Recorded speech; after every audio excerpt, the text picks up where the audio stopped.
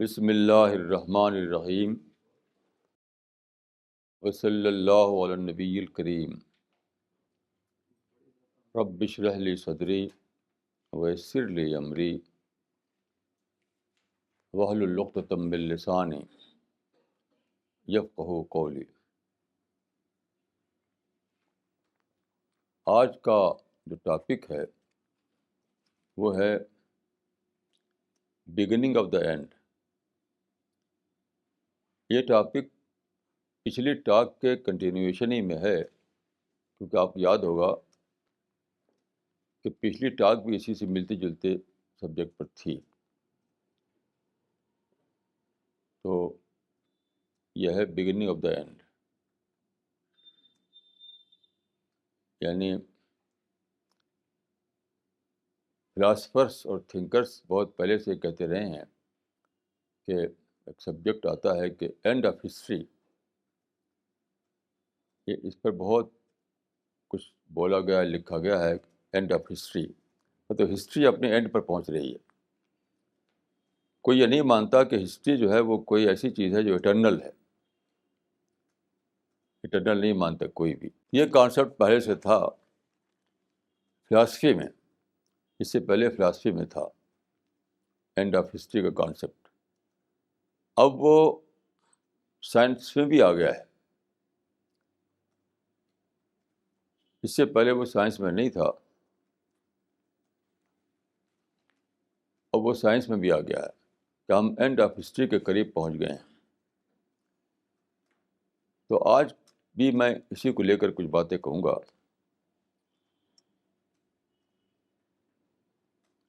آپ جانتے ہیں کہ میں اکثر ایسا کرتا ہوں کہ جو نیوز پیپر میں جو رپورٹیں یا نیوز آتی ہیں انہیں کو لے کر کے میں شروع کرتا ہوں، پھر اس میں اپنی بات کو جوڑ کر کہتا ہوں۔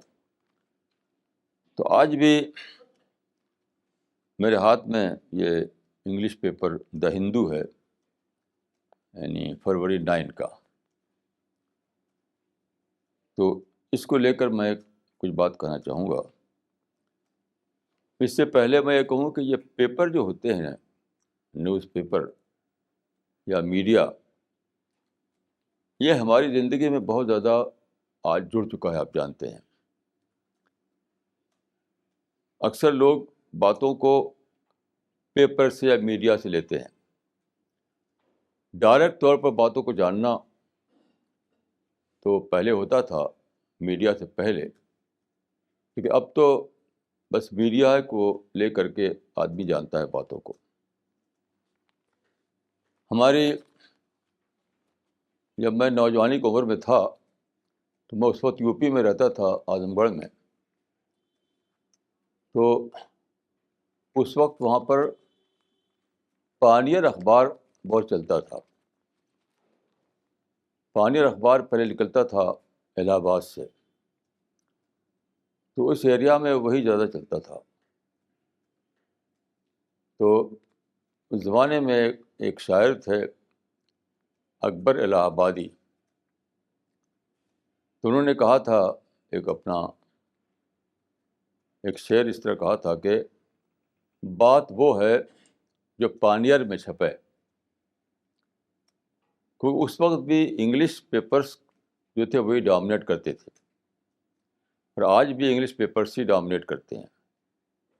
اس وقت لوگ سمجھتے تھے کہ انڈیا میں جو برٹش رول ہے اس لیے انگلش ڈومینیٹ کر رہی ہے، لیکن آپ جانتے ہیں کہ انڈیا آزاد ہو چکا ہے، 60 سال ہو گئے آزادی کو، لیکن آج بھی انگلش ہی ڈومینیٹ کر رہی ہے ہمارے دیش میں۔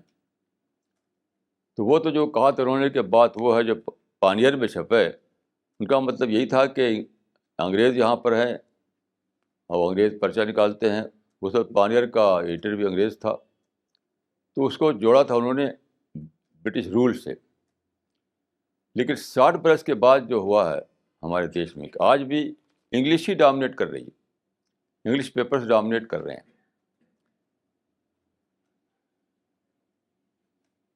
لیکن اس بات کو ابھی تک کسی نے مانا نہیں کہ وہ سوچ غلط تھی.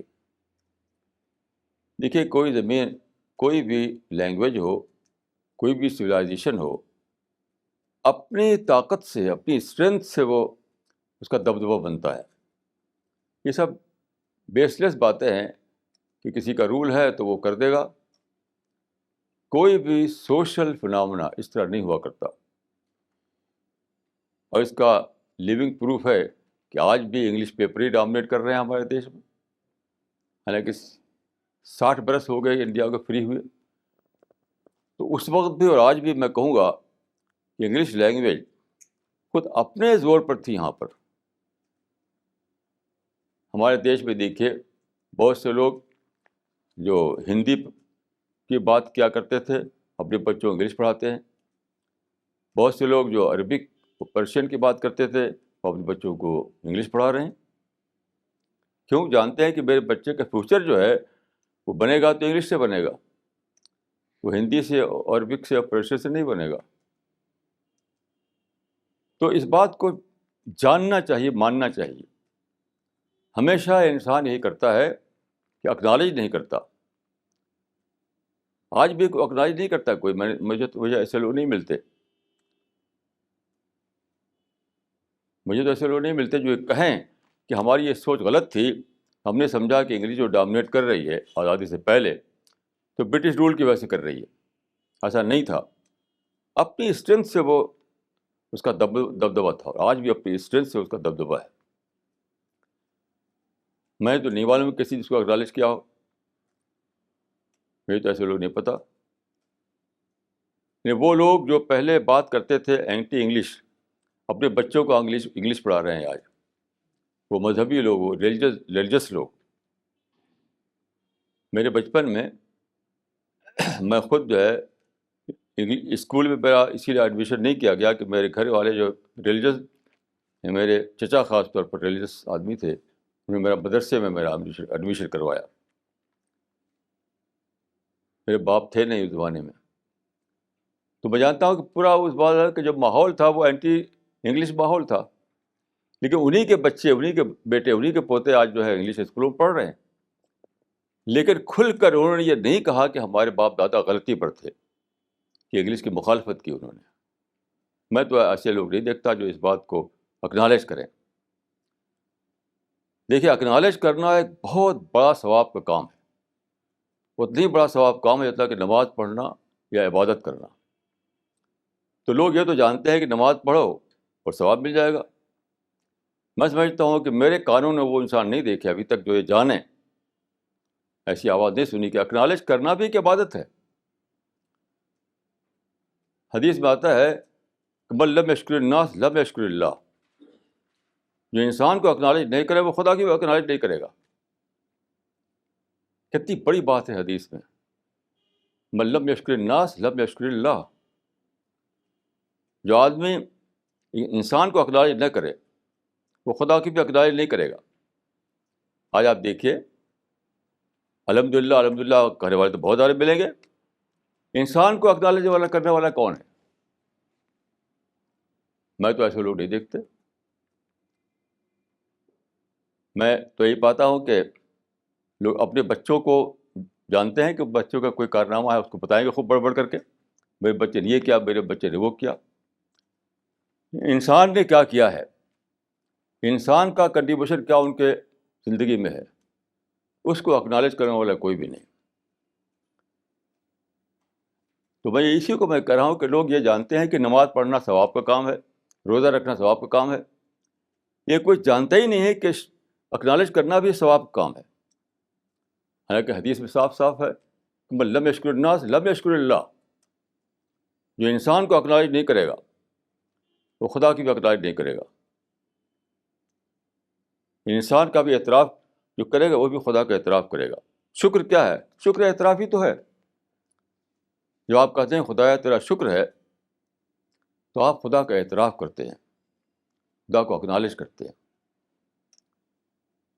تو اتنی بڑی بات ہے. لیکن میں نے تو اپنے کان سے سنا نہیں لوگوں کو کہتے ہوئے کہ ہم کتنی بڑی بھول میں تھے کہ ہم سمجھتے تھے کہ انگریزی زبان جو ہے وہ برٹش رول کے بدولت ہے. برٹش رول گیا تو انگریزی بھی گئی. آج کیوں دبدبہ ہے انگریزی زبان کا؟ سوچیے. تو کوئی بھی چیز دنیا میں یاد رکھیے اپنی اسٹرینتھ سے دنیا میں اس کا دبدبہ بنتا ہے. کسی کے کوئی پیٹرن کو مل جائے, کوئی سرپرستی کرے, اس سے کچھ بھی نہیں ہوتا. تو خیر ایک اور بات تھی ہے. تو میں یہ کہہ رہا تھا کہ ہماری زندگی میں پیپر یا میڈیا کا بہت بڑا دخل ہو گیا ہے, لیکن پیپر کو بھی صحیح طور پر پڑھنا لوگ نہیں جانتے. بس نیوز کے لیے بہت سے بہت دیکھ لیتے ہیں, وہ نیوز سے آگے نہیں. میں اکثر لکھتا ہوں آرٹیکل, جو میرے میگزین نکلتا ہے میرا رسالہ, تو اکثر ٹائمس آف انڈیا یا کسی انگریزی اخبار کا اس میں ریفرنس رہتا ہے. تو لوگ کہتے ہیں کہ ہم بھی پڑھتے ہیں ٹائمس آف انڈیا, ہم کو تو یہ سمجھ میں بات نہیں آئی تھی جو آپ لکھ رہے ہیں. کیوں؟ ہم نیوز پیپر کو صرف بطور نیوز سمجھتے ہیں. نہیں, ہر چیز جو ہے وہ ہمارے لیے ایک لیسن ہے. یہ پیپر بھی لیسن پیپر ہے, نیوز پیپر نہیں ہے. مطلب نیوز سے لیسن لینا, اسی کو قرآن میں کہا گیا ہے تبسم. تبسم کا مطلب یہی ہے کہ ایک چیز آپ کے سامنے آئی, اس سے آپ نے ایک لیسن لیا, ایک نصیحت لیا, ایک سبق لیا, جس کو کہتے ہیں تبسم. تو ہمیں اپنی پوری زندگی میں تبسم کرتے رہنا ہے, پوری زندگی میں تبسم کرتے رہنا ہے. چاہے اخبار پڑھیں, چاہے کچھ اور کریں. مجھے کچھ اللہ تعالیٰ نے ایسا پیدا کیا ہے کہ بچپن سے میرا مزاج تھا لیسن کا. یعنی تبسم جو ہے میرا یعنی برتھ سے میرے اندر ہے یہ. اب جیسے کہ میں عرض کروں بہت پہلے کی بات, یعنی 1939 یعنی ستمبر 1939 میں سیکنڈ ورلڈ وار شروع ہوئی تھی. 1939 میں سیکنڈ ورلڈ وار, اس وقت مدرسے میں پڑھتا تھا. تو ستمبر 1939 میں ہٹلر نے اٹیک کیا پولینڈ پر, اور اس کو اپنی آرمی وہاں داخل کر دی اور اس کو آکوپائی کر لیا پولینڈ کو. یہیں سے شروع ہوئی سیکنڈ ورلڈ وار. تو مجھے یاد ہے کہ اس وقت وہاں جو پانیہ چلتا تھا, اس کی نیوز آئی, اور اسی وہی ہیڈ لائن تھی اس دن کی, یعنی ستمبر 1939 کی. تو اس کی ہیڈ لائن تھی پولینڈ ان جرمن ہینڈ, پولینڈ ان جرمن ہینڈ. تو اس وقت میں مدرسے میں پڑھتا تھا جہاں قرآن پڑھایا جاتا تھا. تو وہاں پر میں نے پڑھا تھا وہ قرآن میں قیامت کے بارے میں, خدا نے کا کیا قیامت میں کیا معاملہ ہوگا, خدا کس طرح ظاہر ہوگا. تو قرآن میں ہے کہ وما قدر اللہ حق قدرہ والارض جميعا قبضتہ یوم القیامہ والارض جميعا قبضتہ یوم القیامہ. لوگ خدا کو انڈر اسٹیمیٹ کر رہے ہیں, لوگ خدا کو انڈر اسٹیمیٹ کر رہے ہیں. حالانکہ قیامت کے دن یہ ہوگا, خدا جب ظاہر ہوگا تو پوری زمین اس کے مٹھی میں ہوگی. یہ اتنی بڑی زمین جس پر ہم رہتے ہیں. تو فرمایا کہ لوگ خدا کو انڈر اسٹیمیٹ کر رہے ہیں, اور قیامت میں جب ظاہر ہوگا خدا تو ایک ہاتھ میں اس کے آسمان لپٹا ہوا ہوگا اور دوسرے ہاتھ میں اس کے مٹھی میں زمین ہوگی. والارض جميعا قبضتہ یوم القیامہ, پوری زمین. تو یہ جو خبر آئی کہ پولینڈ ان جرمن ہینڈ, تو اچانک میرا ذہن اس سے جڑ گیا کہ آج ہٹلر نے پولینڈ کو اپنے قبضے میں لے لیا ہے. اس لیے خدا کسی وقت آنے والا ہے جب خدا پوری زمین کو اپنے قبضے میں لے لے اور پوچھے کہ کہاں ہے جبار, کہاں ہے متکبر, کہاں ہے کنگ. تو ایک سیاسی خبر جو ہے اس طرح سے بن جاتی ہے ایک مومن کے مائنڈ میں, آخرت کی خبر. یہ ہے تبسم، اس کا نام ہے تبسم. سب سے بڑی عبادت یاد رکھیے تبسم ہے.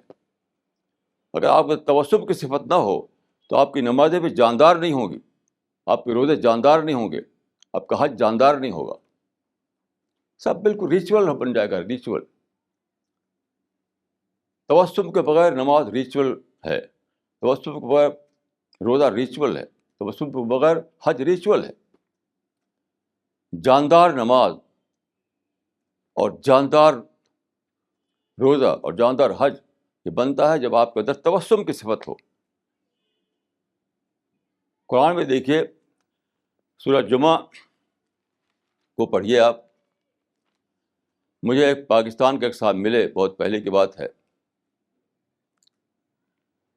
کہ پاکستان میں بھٹو کے زمانے میں جب بھٹو کا رول تھا پاکستان میں، تو وہاں کے مذہبی لوگوں نے ایک بہت بڑی مانگ شروع کی، ایک دھوم مچائی اس کی کہ سنڈے کی چھٹی جو ہوتی ہے وہ ویسٹرن کنڈیشن وہ ہے، کنونشن ہے، ویسٹرن روایات ہے. انگریز یہاں لائے تھے اتوار کی چھٹی، ہمیں جمعہ کی چھٹی کرنا چاہیے. اب دھوم مچائی لوگوں نے، جمعہ کی چھٹی، جمعہ کی چھٹی. تو بھٹو جو تھا اس نے دیکھا کہ لوگ سب جمعہ کی چھٹی مانگ رہے ہیں، تو جمعہ کی چھٹی دے دیا ان کو، اتوار کے بجائے جمعہ کی چھٹی ہونے لگی. تو مجھے ایک تاجر ملا کراچی کا، اس نے کہا کہ صاحب یہ تو مصیبت ہو گیا مذہبی لوگ ہمارے دیش میں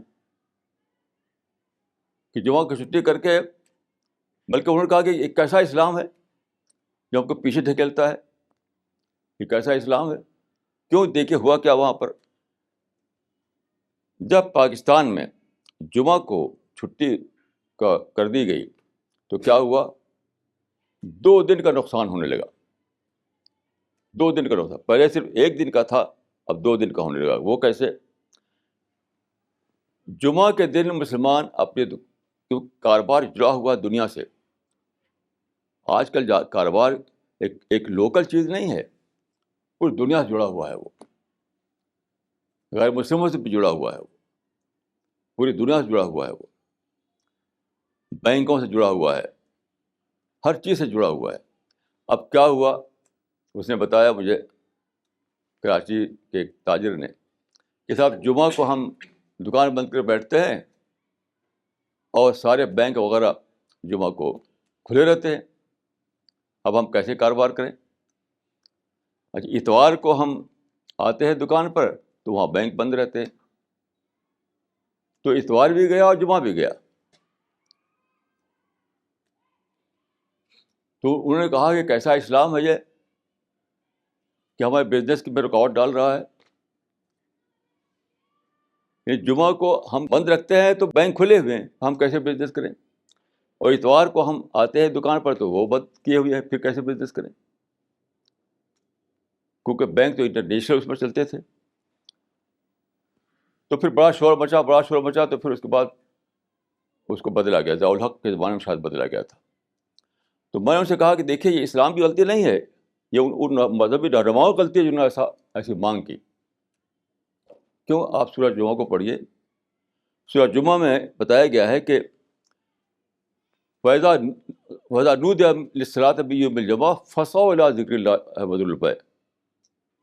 اور اس کے بعد کیا ہے؟ فَإِذَا قُضِيَتِ الصَّلَاةُ فَانتَشِرُوا فِي الْأَرْضِ وَابْتَغُوا مِن فَضْلِ اللَّهِ.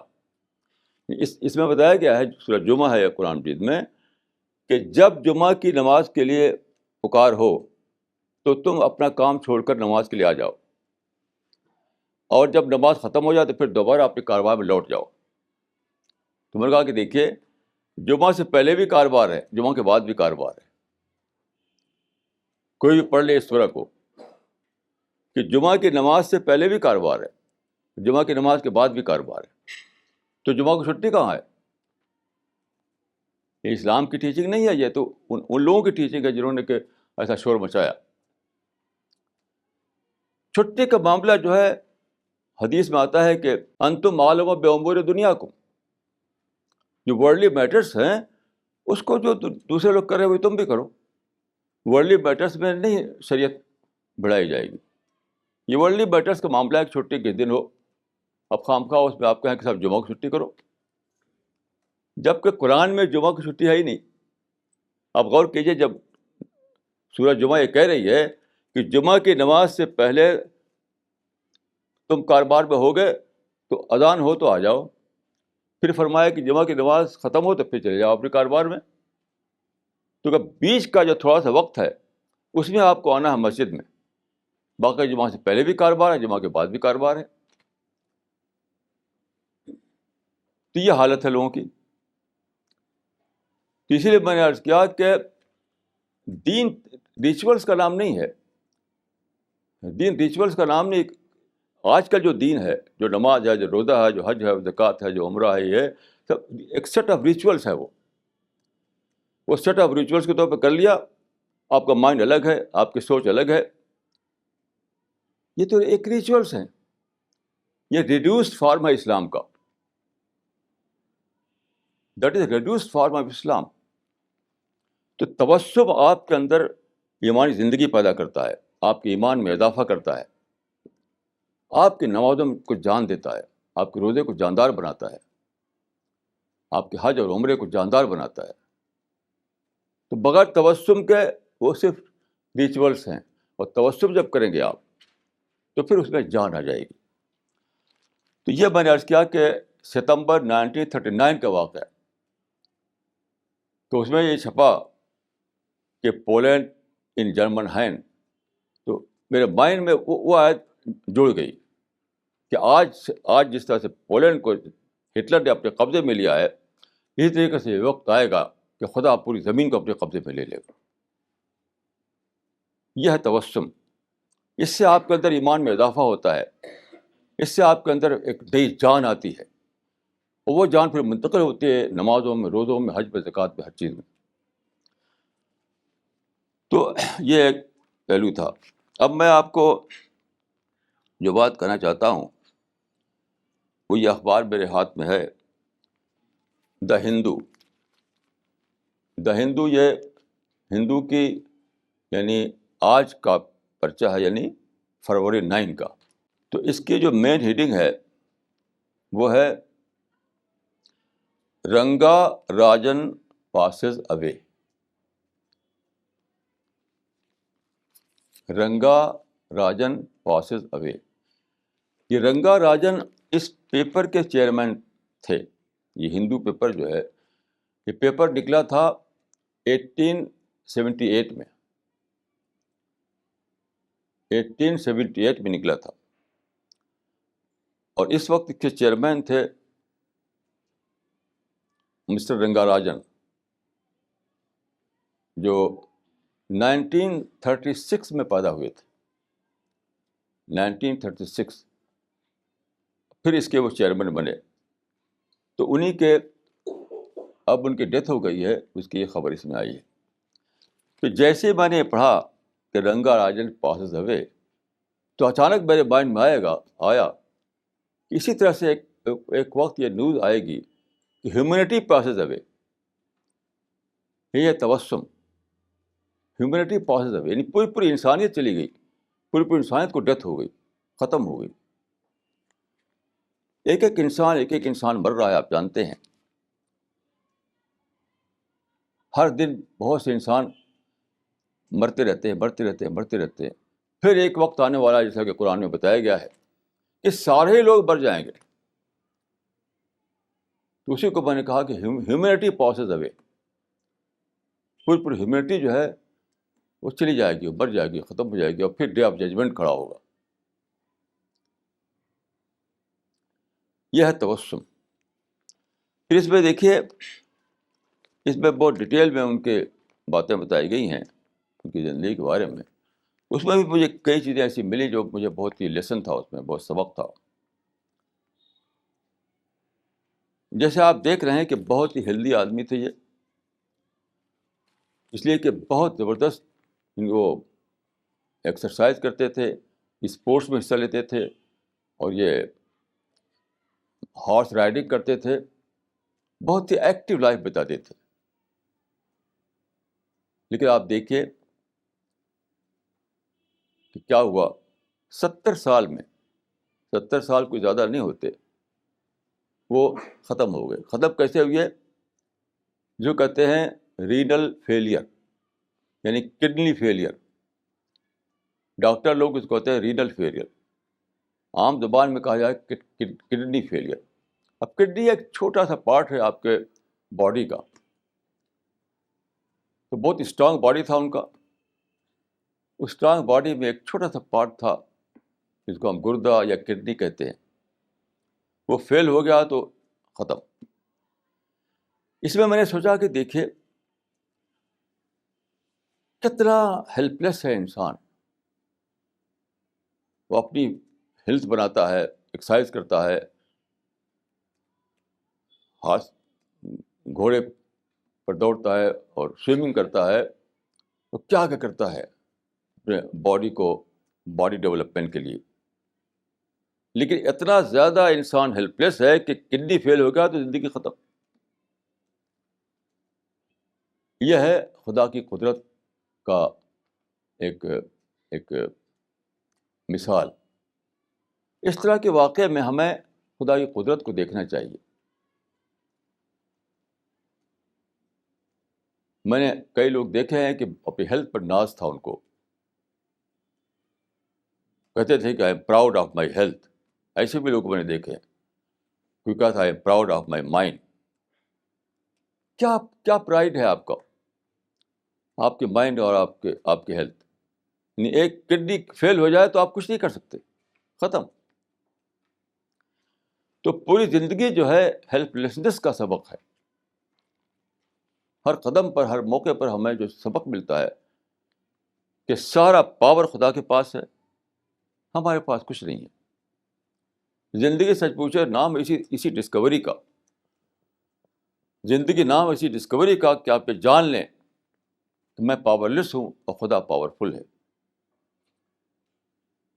یہی نمازوں میں روزانہ جو اللہ اکبر کہا تھا اس کا مطلب یہی ہے. تقریباً 250 بار دہرایا جاتا ہے روزانہ یہ ورڈ اللہ اکبر. لیکن لوگ اس کو بس ایک ریچول کے طور پر دہرا لیتے ہیں بس. حالانکہ یہ ایک بہت بڑا یعنی اعلان ہے بہت بڑی بات کا کہ خدا بڑا ہے تم بڑے نہیں ہو. خدا پاورفل ہے اور تم پاور لیس ہو. خدا پاورفل ہے, انسان پاور لیس ہے. اس بات کا اعلان ہے اللہ اکبر.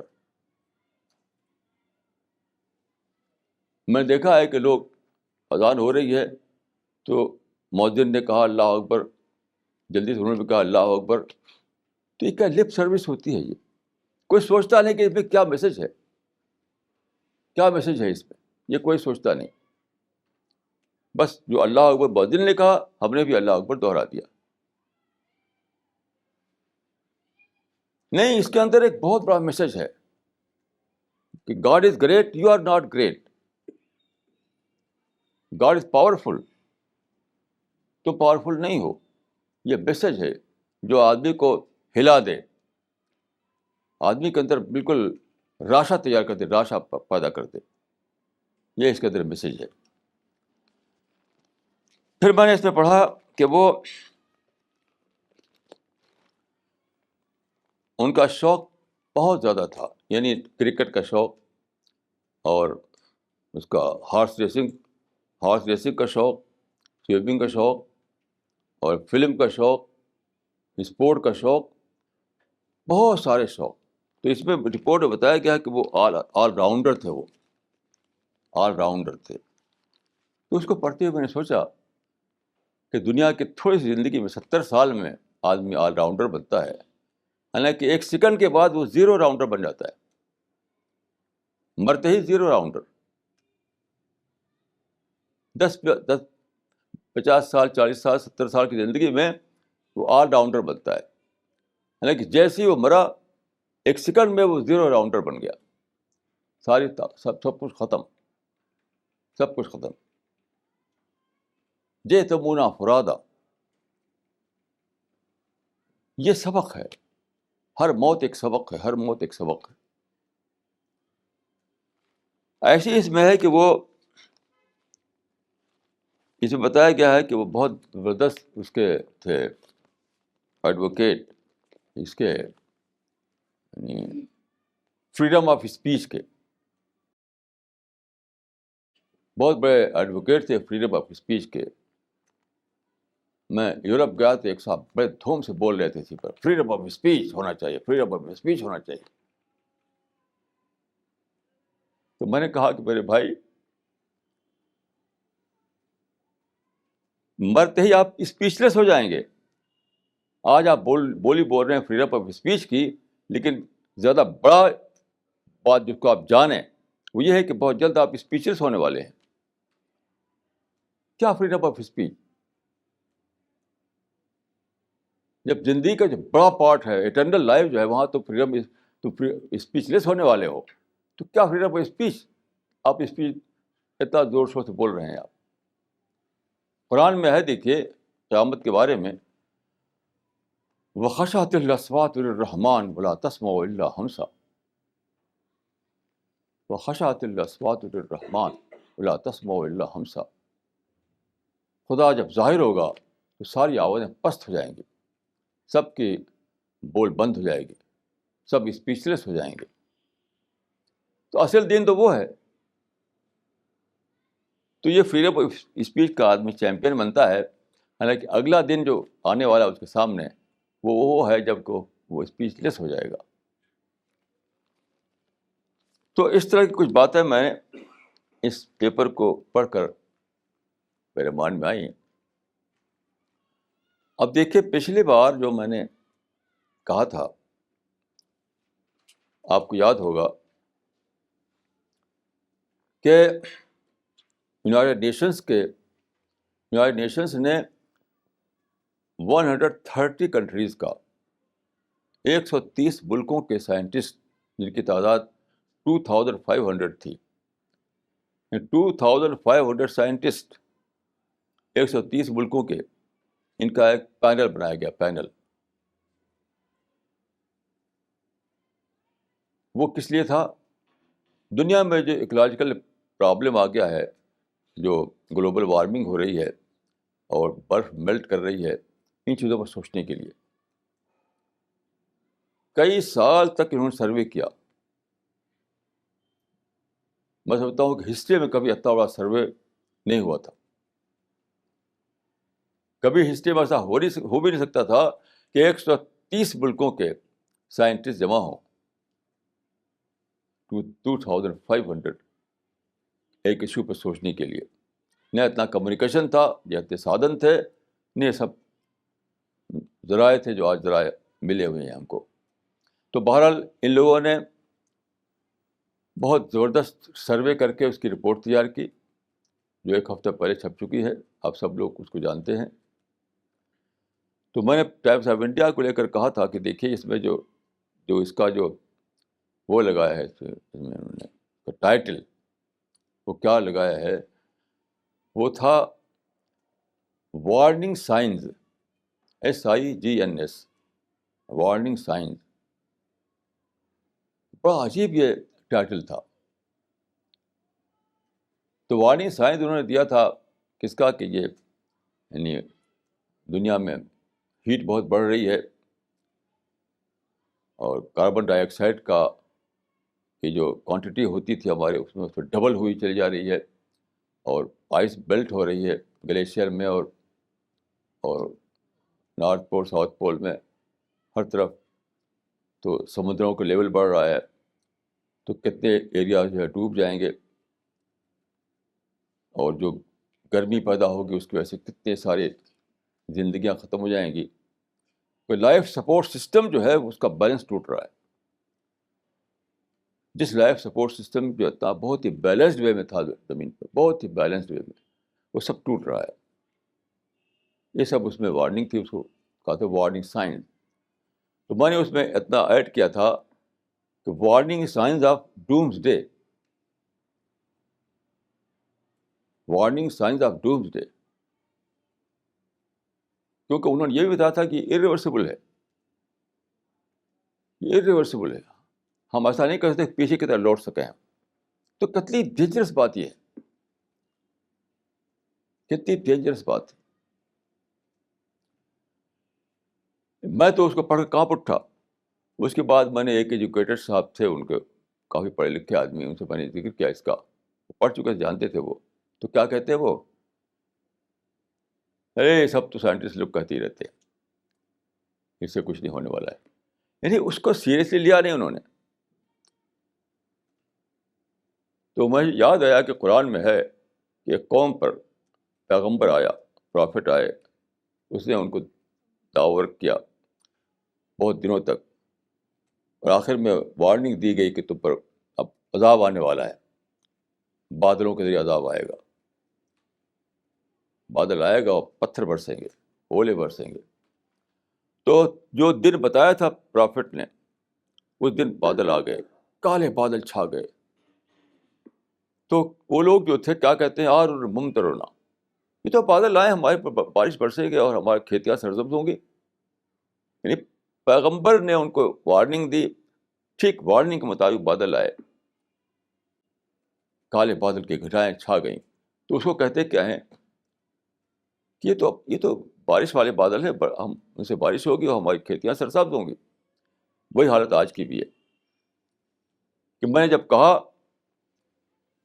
تو کوئی سیریسلی لیے نہیں انہوں نے اس کو, اور خود بھی پڑھ چکے تھے وہ اس کو. ایسے اب تو کہتے رہتے ہیں لوگ, کہتے رہتے ہیں کہ آپ دیکھ نہیں رہے کہ یہ سب چیز تو آپ دیکھ رہے ہیں کہ موسم کتنا بدل گیا ہے. ہم میں سے ہر ایک کا ایکسپیرئنس ہی ہے کہ موسم بدل گیا, بدلتا جا رہا ہے, کیا ہوگا آگے, یہ سوچنے کی بات ہے.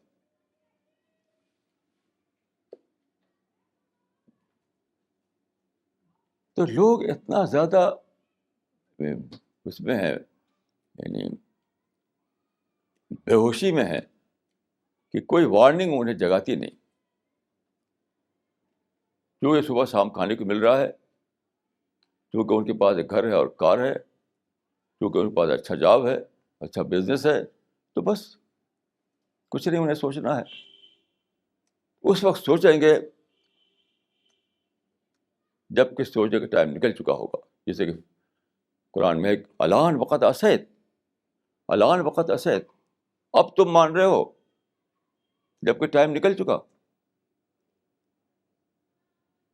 الان وقت اسیت, جب ٹائم تھا ماننے کا تب تو تم کہتے رہے کہ ہم نہیں مانیں گے, جب ٹائم نکل گیا تو کہتے ہو کہ ہم مانتے ہیں.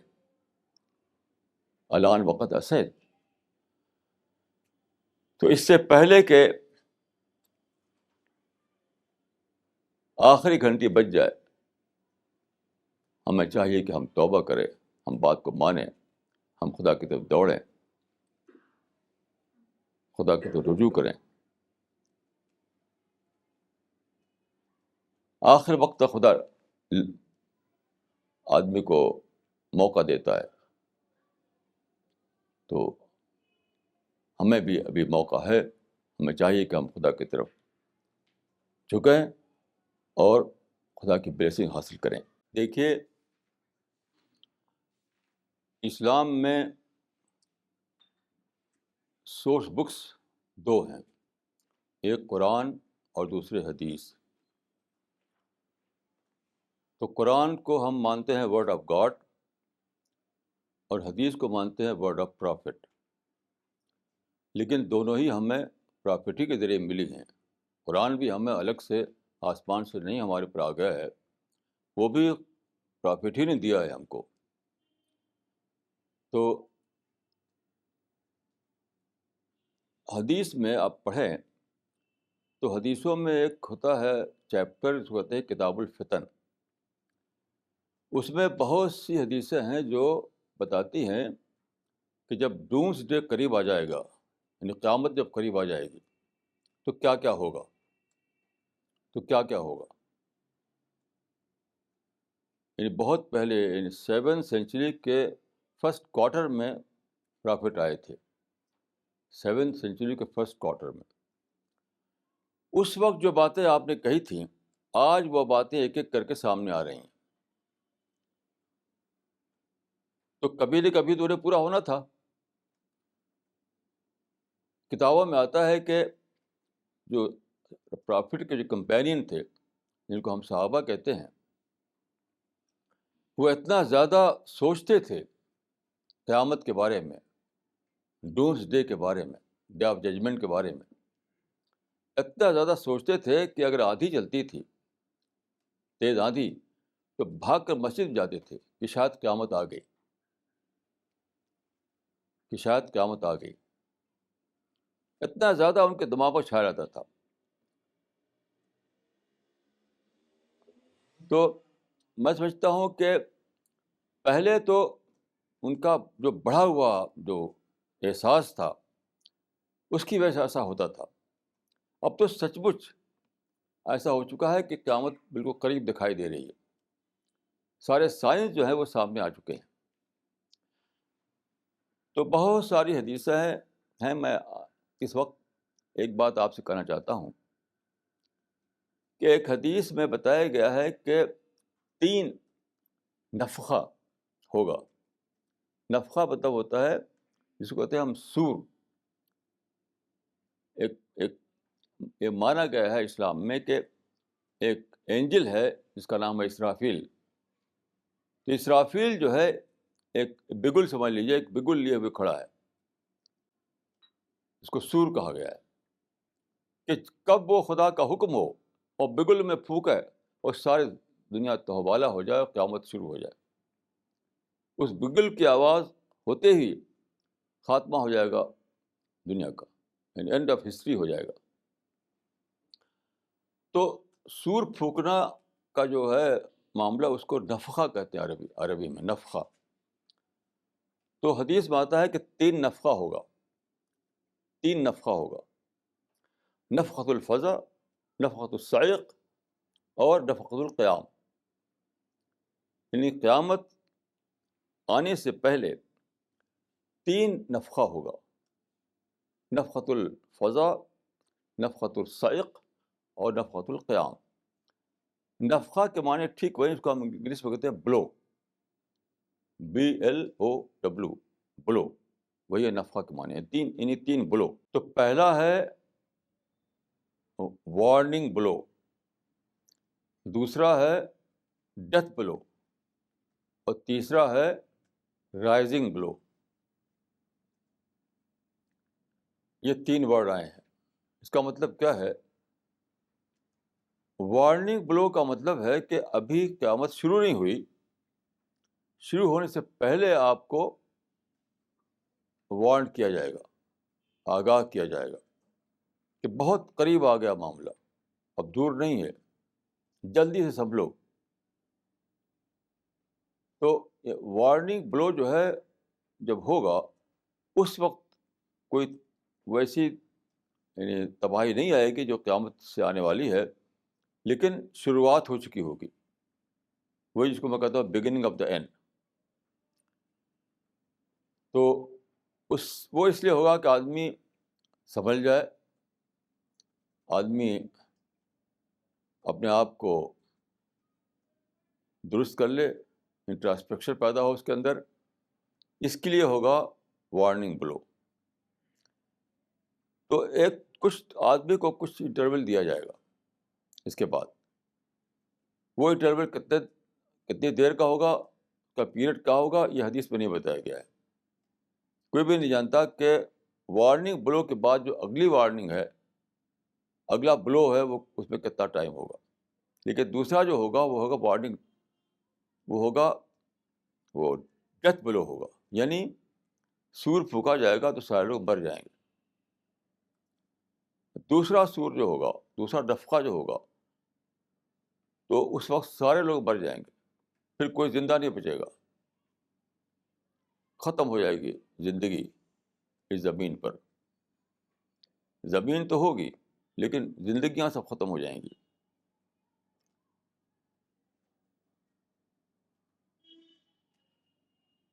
تو اس کے بعد تیسرا بلو ہوگا جس کو کہتے ہیں رائزنگ بلو، یعنی پھر سے زندہ ہو کر اٹھنا. تو جب تیسرا بلو ہوگا، یعنی تیسری بار سور پھونکا جائے گا تو لوگ زندہ ہو جائیں گے دوبارہ، اور زندہ ہو کر کے دوڑیں گے، یعنی اس جو کہتے ہیں محشر کا میدان، حشر کا میدان. یہ 3 بلو ہیں. تو جہاں تک میں نے سوچا ہے اس معاملے میں، اور صحیح بات کیا ہے وہ تو اللہ بہتر جانتا ہے. صحیح بات کا علم صرف اللہ تعالیٰ کو ہے. نفخہ، پہلا بلو، جس کو حدیث میں نفخۃ الفزع کہا گیا ہے، جس کو میں نے کہا کہ وارننگ بلو، تو میری سمجھ یہ کہتی ہے کہ وہ ہو چکا، وارننگ بلو ہو چکا. اور ابھی ایک ہفتہ پہلے جو 130 ملکوں کے 2500 سائنٹسٹ نے کئی برس کے سروے کے بعد ساری زمین کا سروے کیا، انہوں نے سروے کرنے کے بعد جو رپورٹ دی ہے، میں اس کو سمجھتا ہوں کہ یہی ہے نفخۃ الفزع، یعنی وارننگ بلو. وہ کیسے؟ انہوں نے وہی باتیں کہی ہیں جو حدیث سے پہلے سے موجود ہیں. بڑی عجیب بات ہے کہ اب سے 1400 سال پہلے پرافٹ نے جو باتیں کہی تھیں وہی آج سائنٹسٹ حضرات کے سروے رپورٹ میں آئی. جیسے کہ وہ کہتے ہیں کہ زمین پر ٹمپریچر بہت بڑھ گیا، بڑھتا جائے گا، جو کہتے ہیں گلوبل وارمنگ. انہوں نے کہا کہ کاربن ڈائی آکسائڈ کی جو کوانٹٹی ہمارے ایٹماسفیئر میں ہے وہ ڈبل ہو جائے گی. ظاہر ہے کہ بہت ڈینجرس ہوگی. تو اس کو کہا جاتا ہے global warming, green house gases. تو یہ کیا چیز ہے؟ حدیث میں آتا ہے کہ قیامت سے پہلے سورج بہت قریب آ جائے گا، 1 میل کے قریب آ جائے گا، اور کئی الفاظ آتے ہیں قریب آ جائے گا. تو یہ میں سمجھا ہوں قریب کا آنے کا مطلب یہ کہ خود سورج ہی پاس آ جائے گا ہمارے، اس کے ہیٹ ہمارے قریب آ جائے گی. یعنی ہیٹ کے بڑھنے کو کہا گیا ہے کہ سورج قریب آ جائے گا. کیونکہ اس وقت جب کہ یہ بات کہی گئی تب یہ کوئی کانسیپٹ نہیں ہے تھا کہ سورج ہمارے قریب نہ بھی آوے اور زمین پر گرمی بڑھ جائے. یہ تو انڈسٹریل فنامنا ہے. آپ جانتے ہیں کہ ماڈرن انڈسٹری جو ہے اس کا فنامنا یہ ہے کہ سورج تو وہیں کا وہی ہے جہاں وہ ہے، لیکن ہیٹ زمین پر بڑھ گئی. انڈسٹریل پولوشن کی وجہ سے. یہ تو کانسیپٹ تھا نہیں پہلے. تو رسول اللہ نے اسی زبان میں کلام کیا جو اس وقت کا انسان سمجھ سکتا تھا. اس وقت کا انسان یہ سمجھ سکتا تھا کہ سورج قریب آ جائے گا. انڈسٹریل جو زمانہ آیا ہے اس وقت کا انسان جو ہے اس کو اس طرح ایکسپلین کر سکتا ہے کہ اس کا مطلب ہے کہ ہیٹ جو ہے بڑھ جائے گی زمین پر. وہ آپ دیکھ رہے ہیں کہ بڑھ گئی ہے. ساری دنیا میں گرمی بڑھ گئی ہے. ہمارے دلی میں اس وقت گرمی تھی ہمیشہ سے زیادہ، نیو یارک میں گرمی تھی، ہر جگہ یہی ہو رہا ہے. تو گرمی کا بڑھ جانا یہ بتایا گیا تھا ایک سائن، ایک علامت کہ جب قریب آئے گی قیامت تو زمین پر ٹیمپریچر بہت بڑھ جائے گا اور بڑھتا رہے گا. آپ دیکھ رہے ہیں یہ بات. تو سائنٹسٹ لوگوں کے پینل میں یہ بات جو کہی گئی ہے گلوبل وارمنگ کی، وہ عین وہی بات ہے جس کو حدیث میں کہا گیا ہے کہ سورج قریب آ جائے گا. پھر حدیث میں یہ کہا گیا تھا کہ اتنی گرمی بڑھے گی کہ پسینہ اتنا نکلے گا گرمی کی وجہ سے انسان کے اندر سے کہ اس پسینے کی وجہ سے زمین میں سیلاب آ جائے گا، لوگ ڈوبنے لگیں گے. کہیں ٹخنے کے برابر پانی آ جائے، کہیں گھٹنے کے برابر آ جائے، کہیں یہاں تک آ جائے، کہیں یہاں تک آ جائے گا. تو ظاہر ہے کہ پسینہ چاہے کتنے ہی نکلے، کامن سینس کی بات ہے، کتنے ہی نکلے پسینہ، لیکن اس کی وجہ سے ایسا نہیں ہو سکتا کہ زمین جو ہے سیلاب آ جائے زمین میں. یہ سمجھانے کے لیے ہے کہ اس زمانے میں نہیں انسان سمجھ سکتا تھا کوئی اور لینگویج. آج سائنٹسٹ لوگوں نے جو بتایا ہے وہ یہ ہے کہ برف جو جمی ہوئی ہے جگہ ہماری زمین کے اوپر، آپ جانتے ہیں کہ نارتھ پول میں برف جمی ہوئی ہے، ساؤتھ پول میں برف جمی ہوئی ہے، گلیشیئر میں برف جمی ہوئی ہے، پہاڑوں پہ برف جمی ہوئی ہے، ہر جگہ کی برف پگھل رہی ہے، آلریڈی پگھل رہی ہے وہ، اور آلریڈی سمندروں کا لیول اونچا ہو رہا ہے. اونچا ہونے کی وجہ سے سائنٹسٹ حضرات نے یہ کہا ہے کہ کوسٹل ایریاز میں جگہ جگہ پانی بھر جائے گا. کہیں کہیں تو ایسا ہوگا کہ پورے پورے ایریا ڈوب جائے گا، جسے مالدیپ جو ہے پورا پورا ڈوب جائے گا. کئی جگہ ایسا ہے کہ پانی چڑھ جائے گا تو کہیں لیول کم ہوگا کہیں زیادہ، کیونکہ آپ جانتے ہیں کہ زمین میں کرویچر ہے، زمین میں اونچ نیچ ہے، اس کے لحاظ سے ایک دم ایک ہی لیول ہر جگہ نہیں ہو سکتا ہے. تو ٹھیک یہی بات حدیث میں ہے کہ کہیں ٹکنے تک آئے گا پانی، کہیں یہاں تک آئے گا پانی، کہیں یہاں تک آئے گا کمر تک، وہ کہیں یہاں تک آئے گا. اور جو ورڈ یوز ہوا اس میں عرق لفظ ہے، عرق، عرق کی وجہ سے. دیکھیے عرق کو اب تک لوگ سمجھتے ہیں پسینہ، عرق کا جو ٹرانسلیشن کیا جاتا ہے وہ پسینہ، لیکن میں نے مختلف ڈکشنریوں میں دیکھا اس کو، بڑی بڑی ڈکشنری میرے پاس ہے جیسے لسان العرب وغیرہ، تو عرق کا جو اصل جو سینس ہے وہ ہے اسکویزڈ واٹر، اسکویزڈ واٹر یعنی نچڑا ہوا پانی. تو پسینہ کیا ہے؟ پسینہ بھی باڈی سے نچوڑ کر کے جو نکلتا ہے پانی، اس کو عرق کہتے ہیں. جو اصل سینس ہے عرق کا وہ ہے اسکویزڈ واٹر، نچوڑ کر جو نکلے لیکوڈ، وہ ہے عرق. اسی طریقے سے دیکھیے جو گریپس سے جو شراب بنتی ہے، گریپس کو نچوڑ کر کے اس کا رس نکال کر کے جو شراب بنتی ہے اس کو عرق کہتے ہیں.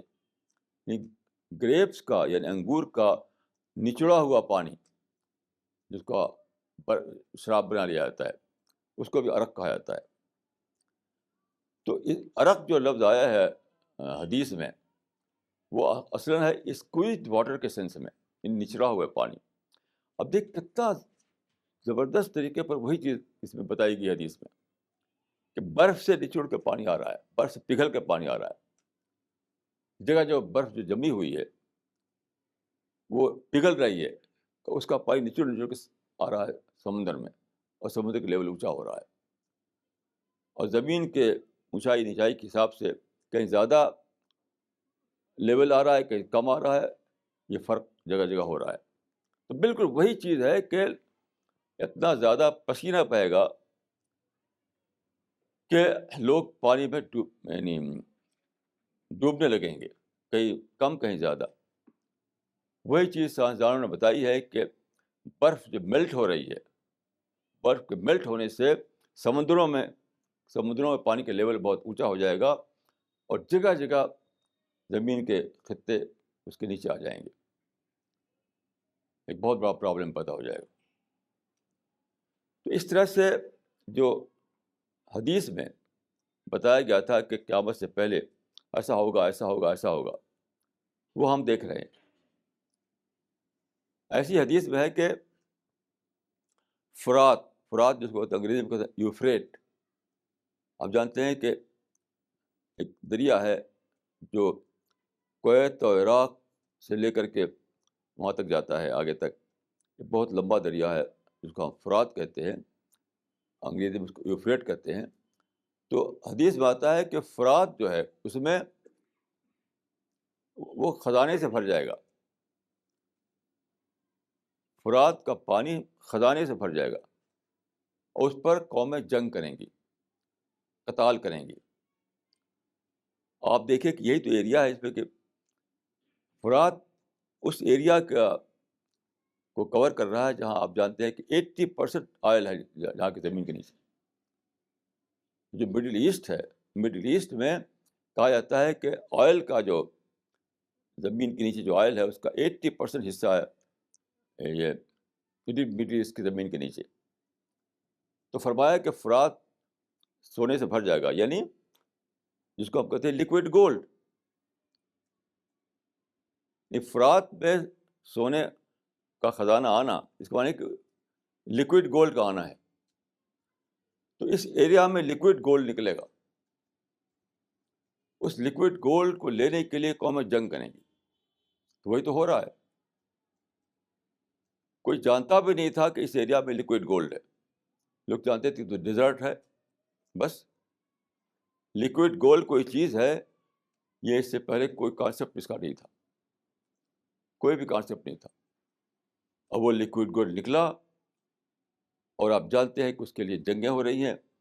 اس ساری جو آج کل جو وار ہوئی ہے وہ اسی کے لیے ہوئی ہے، لکوڈ گولڈ پر قبضہ کرنے کے لیے.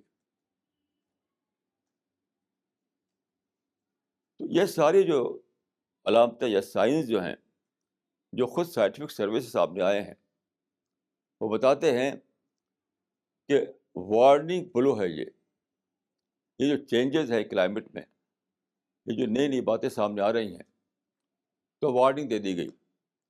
آپ سوچئے کہ جب قیامت آنے والی ہے تو کبھی تو آئے گی وہ. تو نہیں کہ فار ایور وہ نہ آئے. یہ تو کہ نہیں ہو سکتا ہے. جب بار بار قرآن میں کہا گیا ہے، بار بار سارے پروفیٹس نے کہا ہے کہ قیامت آئے گی، قیامت آئے گی، قیامت آئے گی. تو کبھی نہ کبھی تو آئے گی وہ. تو اس میں کیا یعنی تعجب کی بات ہے کہ اس کا ٹائم آ چکا. اس کا ٹائم آ چکا.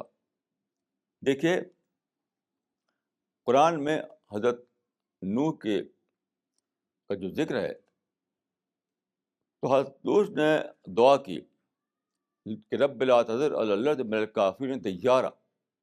خدا زمین پہ کسی کو نہ چھوڑ، بس جو بسا ہوا ہو زمین میں، سب کو ختم کر دے.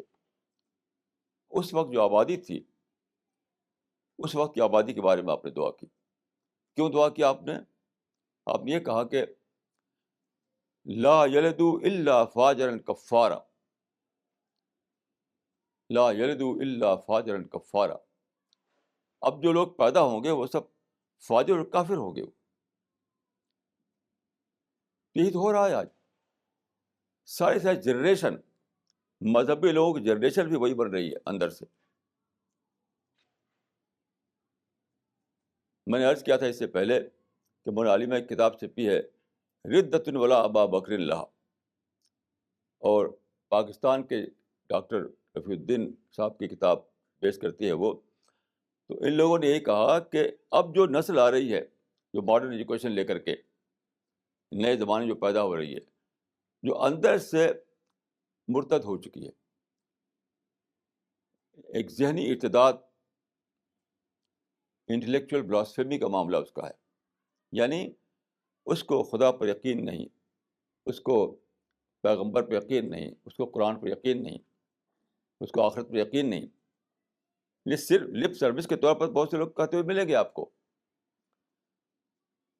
ماڈرن ایجوکیشن جو لے رہے ہیں، یا آج کی دنیا میں جو لوگ جی رہے ہیں، نئے خیالات سے جس کو وہ ایکسپوجر ہو رہا ہے، تو انہیں بہت سے ایسے ملیں گے آپ کو جو لپ سروس کے طور پر بولتے ہوں گے، لیکن لپ سروس خدا کے ہاں کچھ بھی نہیں. لپ سروس کچھ بھی نہیں ہوتا.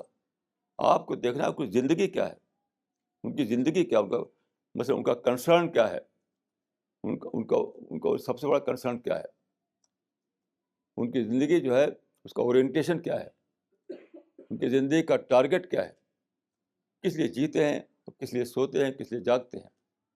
تو آپ دیکھیے کچھ نہیں. کچھ لوگ لپ سروس کے طور پر کرتے ہوں گے کچھ، لیکن حقیقی لائف جو ہے ان کی، اس میں کچھ بھی نہیں ہے. دین کچھ بھی نہیں ہے، یعنی خدا والی بات ہے کچھ بھی نہیں. ایک دم انسان جو ہے وہیں پہنچ رہا ہے جہاں کہ حضرت نوح نے کہا تھا ولا یلد الا فاجرا کفارا، کہ جو لوگ پیدا ہوں گے وہ فاجر اور کافر ہوں گے. جو ختم کر دے ان کو. اس سے ہمیں ایک پرنسپل ملتا ہے کہ جب یہ نوبت آ جائے کہ زمین پر اتنا زیادہ بگاڑ آ جائے، ایسی سویلائزیشن چھا جائے، ایسا ماحول بن جائے، ہر پیدا ہونے والا جو ہے وہ پیدا ہو اس پر یعنی کہ خدا سے دور جانے چلا جائے، وہ خدا کا خوف نہ رہے اور اللہ سے محبت نہ رہے، قرآن کا پر یقین نہ رہے، جنت اور دوزخ کا احساس نہ رہے اس کو، وہ لوگ پیدا ہوں جب، تو پھر زمین پر ایسے لوگوں کے پیدا ہونے کی ضرورت کیا ہے؟ حدنو کا مطلب یہ تھا ولا یلدو الا فاجرا کفارا، جو تباہ کر دے ان کو. تو تھوڑے سے لوگ جو ان پر ایمان لائے تھے ان کو بچا کے اتنا بڑا طوفان آیا کہ سب غرق ہو گئے.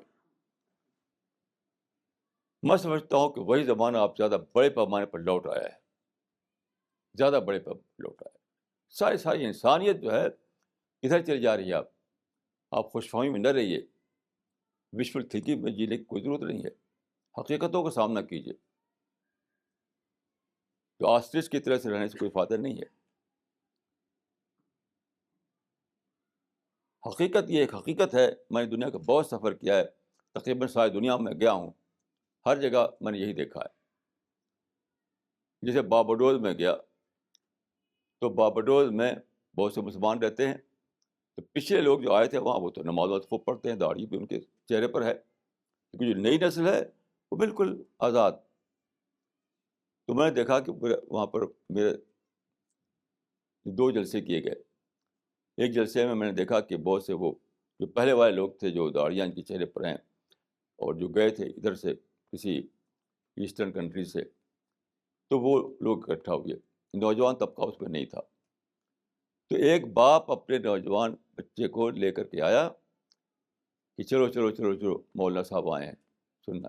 تو بیچارہ کسی طریقے سے آیا، لیکن وہ بیٹھا کیسے، یعنی جہاں ہماری اسپیچ ہو رہی تھی تو جو گیٹ تھا وہاں بیٹھ گیا الٹا منہ کر کے، یعنی بیک میری طرف، فیس دوسری طرف. تو میں اپنا جو بول رہا تھا تو وہ لوگ سن رہے تھے جو وہاں پچھلے لوگ تھے، نئی نئی نئی نسلیں سن رہی تھی. تو اس سے کسی نے پوچھا کہ بھائی تم ایسے کیوں بیٹھے ہو، کہ پیٹھ ادھر ہے منہ ادھر ہے. تو اس نے کہا می ناٹ، می ناٹ مطلب یہ سب مجھے نہیں چاہیے، یہ سب مجھے نہیں چاہیے. تو یہ می ناٹ پوری پوری پوری پوری جنریشن یہی کہہ رہی ہے کہ می ناٹ. پچھلے جو باپ دادا جس مذہب پہ تھے، ٹھیک ہے وہ اس مذہب پر رہے، وہ مرے اس پر، لیکن می ناٹ میرے لیے نہیں ہے وہ. تو کچھ لوگ ایسے ہیں ضرور جو کہ وشفل تھنکنگ میں رہتے ہیں، وہ سمجھتے ہیں کہ میرے بچے جو ہیں وہ ایکسیپشن ہیں. یاد رکھیے کسی کے بچے ایکسیپشن نہیں ہے، اس سے بڑی بھول اور کوئی نہیں ہے. ماحول بناتا ہے انسان کو، ماں باپ کی خواہشیں نہیں بناتی. ماں باپ کے دل میں جو خواہشیں وہ تھوڑی شیپ کرتی ہے بچے کو. بچے کو ماحول شیپ کرتا ہے. ماحول سارے بچوں کو خراب کر رہا ہے، سارے بچوں کو خراب کر رہا ہے. تو وہ نوبت آ گئی میری سمجھ کے مطابق کہ وہ پیغمبر اگر کوئی ہو تو کہے گا کہ لا الیدو الا فاجرا کفارا. اب تو وقت آ گیا ہے کہ جو لوگ پیدا ہوں گے وہ فاجر و کافر پیدا ہوں گے حقیقت کے اعتبار سے. تو ایسے لوگوں سے دنیا کیوں آباد رہے، ایسے لوگ کیوں پیدا ہوں دنیا میں؟ کیا خدا نے دنیا تھوڑی بنائی کہ یہاں جہنمی پیدا ہو اور جہنم میں یہاں جلنے کے لیے؟ خدا کو تو لینا تھا وہ لوگ جو پیدائش کے قابل ہوں. تو ایسے لوگ کی پیدائش جب بند ہو جائے تو پھر اس زمین کی ضرورت ختم ہو جاتی ہے. تو میں سمجھتا ہوں کہ جس کو ہم قیامت کہتے ہیں وہ حضرت نوح والا طوفان جو تھا اسی قسم کا ایک بڑا زیادہ بڑا طوفان. حضرت نوح کے طوفان نے اس ایریا میں جہاں پہلے انسان بستا تھا، میسوپوٹیمیا کا ایریا، وہاں پر انسان تھا وہیں پر ختم ہو گیا وہ. اب پورے گلوب پر انسان ہے. تو اب پورے گلوب پر وہی طوفان آنے والا ہے. اب جو طوفان آنے والا ہے پورے گلوب پر آنے والا ہے، اسی کی وارننگ ہے. اب جانتے ہیں کہ یہ جو وارننگ دی ہے انہوں نے وہ کسی ایریا کے لیے نہیں ہے، پورے گلوب کے لیے. یہ گلوبل وارمنگ ہے. سمندروں کے جو سطح بڑھ رہی ہے وہ پورے گلوب کے لیے ہے. وارمنگ ہے پورے گلوب کے لیے. تو بہرحال میں سمجھتا ہوں کہ پہلا الارم ہو چکا، اور یہ رپورٹ بہت ہی میننگ فل اس کا ٹائٹل تھا کہ وارننگ سائنس، تو اسی کو میں نے ایڈ کر کے کہا تھا کہ warning signs of dooms day. تو پہلا الارم بج چکا. یعنی جو کہتے ہیں حدیث میں جو کہا گیا ہے کہ نفخۃ الفزع، یعنی الارمنگ بلو، وہ ہو چکا. یعنی یہاں تک میں سمجھتا ہوں، یعنی صحیح معنوں میں تو خدا ہی سمجھ سکتا ہے، خدا ہی جانتا ہے، خدا کے ساتھ کوئی نہیں جانتا. لیکن جب صحابہ کو ایسا ہوتا تھا کہ آندھی آئی تو بھاگتے تھے، قیامت قریب آ گئی، تو ہمیں بھی یہ حق ہے کہ ہم سوچیں اور سوچ کر کہیں کہ یہ تو وہی وقت آ گیا، الارمنگ بلو شروع ہو گیا. تو ایسا کہنا جو ہے کوئی، میں سمجھتا ہوں کہ صحابہ کے راستے پر ہٹنا نہیں ہے، بلکہ صحابہ کے طریقے کو دہرانا ہے. اب دیکھیے کہ دوسرا جو بلو ہوگا وہ ہوگا ڈیتھ بلو. ابھی ہم کو مہلت دی گئی ہے، ابھی ہمارے پاس ایک انٹرول ہے، ابھی موقع ہے ہمیں سوچنے کا، ری تھنکنگ کرنے کا، ری اسسمنٹ کا، اپنے مائنڈ کو پھر سے ری مولڈ کرنے کا. تو ایک موقع ہے یہ. اس کے بعد ڈیتھ بلو ہوگا، یعنی سارے انسان مر جائیں گے، سب انسان ختم ہو جائے گے. میں نے ایک بار خواب دیکھا تھا کہ قیامت آ گئی ہے. تو قیامت کس طرح آئے گی وہ اللہ ہی بہتر جانتا ہے. کہ میں نے جو دیکھا تھا وہ یہ کہ سور پھونکا گیا، اس سے آواز نکلنا شروع ہوئی، ساؤنڈ. وہ ساؤنڈ پہلے دھیرے دھیرے تھی، پھر بڑھتی گئی بڑھتی گئی بڑھتی گئی بڑھتی گئی. اب جیسے ساؤنڈ جو ہے بہت ہی پاورفل اس کے اندر طاقت ہوتی ہے. تو ساؤنڈ اگر بہت بڑھ جائے تو ساری دنیا ڈسٹرائے ہو جائے گی. تو میں نے خواب میں دیکھا کہ اس طرح سے قیامت آ رہی ہے کہ ساؤنڈ شروع ہوتے بڑھتی گئی بڑھتی گئی، یہاں تک سب کچھ ڈسٹرائے ہو گیا. تو بہرحال وہ ہوگا ڈیتھ بلو. جس شکل میں آئے گا وہ اللہ ہی بہتر جانتا ہے، لیکن وہ ہے جس کو نفخۃ الصیق کہا گیا ہے. صیق کہتے ہیں بے ہوش ہو جانا، یعنی ایسا نفخہ یا ایسا بلو جو لوگوں کو بے ہوش کر دے گا. تو اسی کو میں کہتا ہوں کہ ڈیتھ بلو. دوسرا جو ہوگا اس میں لوگ مر جائیں گے، یعنی یہ زندگی جو ابھی تھی دنیا میں وہ ختم ہو جائے گی. پھر اس کے بعد ہوگا نفخۃ القیام، یعنی رائزنگ بلو. تو انسان پھر دوبارہ اٹھے گا. اب جو اٹھے گا وہ تو اس دنیا میں جینے کے لیے نہیں اٹھے گا. یاد رکھیے جو نفخۃ القیام ہے، جو رائزنگ بلو ہے، وہ اس لیے نہیں تھے کہ واپس جاؤ اپنے گھروں میں جا کے رہو پھر دوبارہ، اس کے لیے نہیں ہوگا. وہ تو ہوگا حشر کے میدان میں اکٹھا ہونے کے لیے. تو چنانچہ قرآن میں ہے کہ خشعت الاصوات للرحمن ولا تسمع الا ہمسا. لوگ چل پڑیں گے میدان حشر کی طرف اور سب کی آوازیں پست ہو چکی ہوں گی، صرف چلنے کی پھسپھساہٹ سنائی دے گی. اگر آپ کبھی کسی مجمع میں چلے ہوں، بڑا کراؤڈ ہو اور سب لوگ چپ چاپ ہوں، تو کراؤڈ جب چلتا ہے تو پاؤں سے چلنے کی ہلکی ہلکی آواز آتی ہے. تو وہ فرمایا لا تسمع الا ہمسا، خشعت الاصوات للرحمن ولا تسمع الا ہمسا. کہ منہ کا بول تو بند ہو چکا ہوگا، لوگ اسپیچلیس ہو چکے ہوں گے، لیکن جو چل رہے ہوں گے اس چلنے کی وجہ سے جو پھسپھساہٹ ہوگی وہ سنائی دے گی. تو حدیث میں آتا ہے کہ اس وقت لوگ ننگے ہوں گے، بنا لباس کے ہوں گے. یہ سب کچھ چھن جائے گا. دیکھیے لباس جو ہے انسان کے جو پوزیشن ہے اس میں آخری چیز ہے. جو چیزیں انسان کو ملی ہوئی ہوتی ہیں تو آخری چیز یہ لباس ہے. لباس ہٹ جائے اچانک بالکل ہیلپلیس ہو جاتا ہے آدمی. یہ ہوا تھا حضرت آدم کے ساتھ. تو حضرت عائشہ رسول اللہ نے فرمایا کہ اس وقت لوگ بنا لباس کے ہوں گے. تو حضرت عائشہ نے کہا کہ لوگ پھر ان کے اس کو دیکھتے ہوں گے، لوگوں کی شرمگاہوں کو، ان کے سیکرٹ پارٹس کو. تو آپ نے فرمایا کہ اے عائشہ وہ اتنا بھیانک دن ہوگا کہ کسی کو یاد بھی نہیں رہے گا کسی کو دیکھا ہے. ایسا نفسی نفسی کا عالم ہوگا, ہر آدمی اپنے آپ میں گم ہوگا. یہ دیکھنے کی فرصت نہیں ہوگی کسی کو. کوئی ایک دوسرے کو دیکھا ہے, اس کی فرصت کہاں ہوگی, یہ سوچ کہاں سے آئے گی. لوگ تو اپنے اپنے اپنے اس میں گم ہو گئے کہ کیسا ایک چانس تھا جو ملا تھا ہم کو اس زمین پر, ہم نے کھو دیا.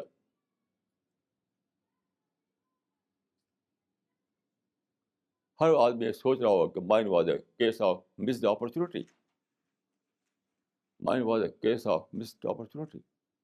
ہر آدمی یہ سوچ رہا ہوگا کہ مجھے خدا نے زندگی دی, لائف سپورٹ سسٹم ملا وہاں پر مجھے, اور مجھے سب کچھ ملا, لیکن میں نے کھو دیا اس ٹائم کو. دیکھیے یہ احساس صرف انہیں لوگوں کو نہیں ہوگا جو سو کال ایتھیسٹ ہیں, مذہبی لوگوں کو بھی ہوگا. یاد رکھیے, کیونکہ آج میں دیکھتا ہوں کہ لوگ مذہب کا ایک ریڈیوسڈ فارم بنائے ہوئے ہیں, ایک ریچولسٹک فارم. وہ کر رہے ہیں تو سمجھتے ہیں کہ ہم مذہب پر ہیں. ہرگز ہرگز وہ مذہب نہیں ہے. مذہب نام ہے اسپرٹ کا, مذہب نام ہے خوف خدا کا, مذہب نام ہے خدا کے خدا میں جینے کا, خدا کو اپنا سپریم کانسرن بنانے کا. یہ نہیں کہ کچھ ایک فارم آپ اختیار کر لیں, کچھ ریچولس ادا کر لیں تو آپ مذہبی ہو گئے. اس سے بڑی بھول اور کوئی نہیں ہے.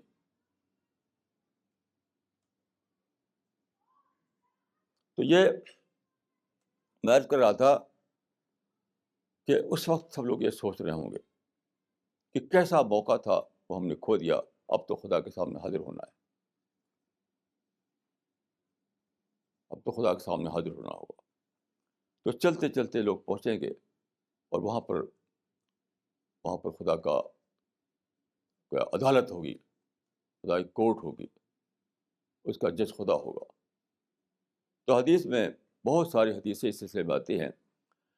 ایک حدیث میں یہ آتا ہے کہ لا تزال قدم عبد حتی یسأل عن 40, آدمی کے قدم خدا کے سامنے سے ہٹیں گے نہیں جب تک اسے 4 باتوں کے لیے پوچھ نہ لیا جائے.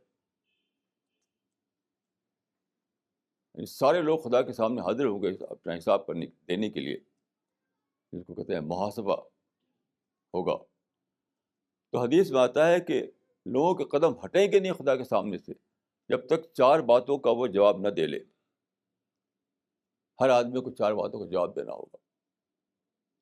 وہ کیا 4 باتیں ہیں؟ پہلی بات یہ فرمائی کہ اپنی جوانی کس چیز میں خرچ کی,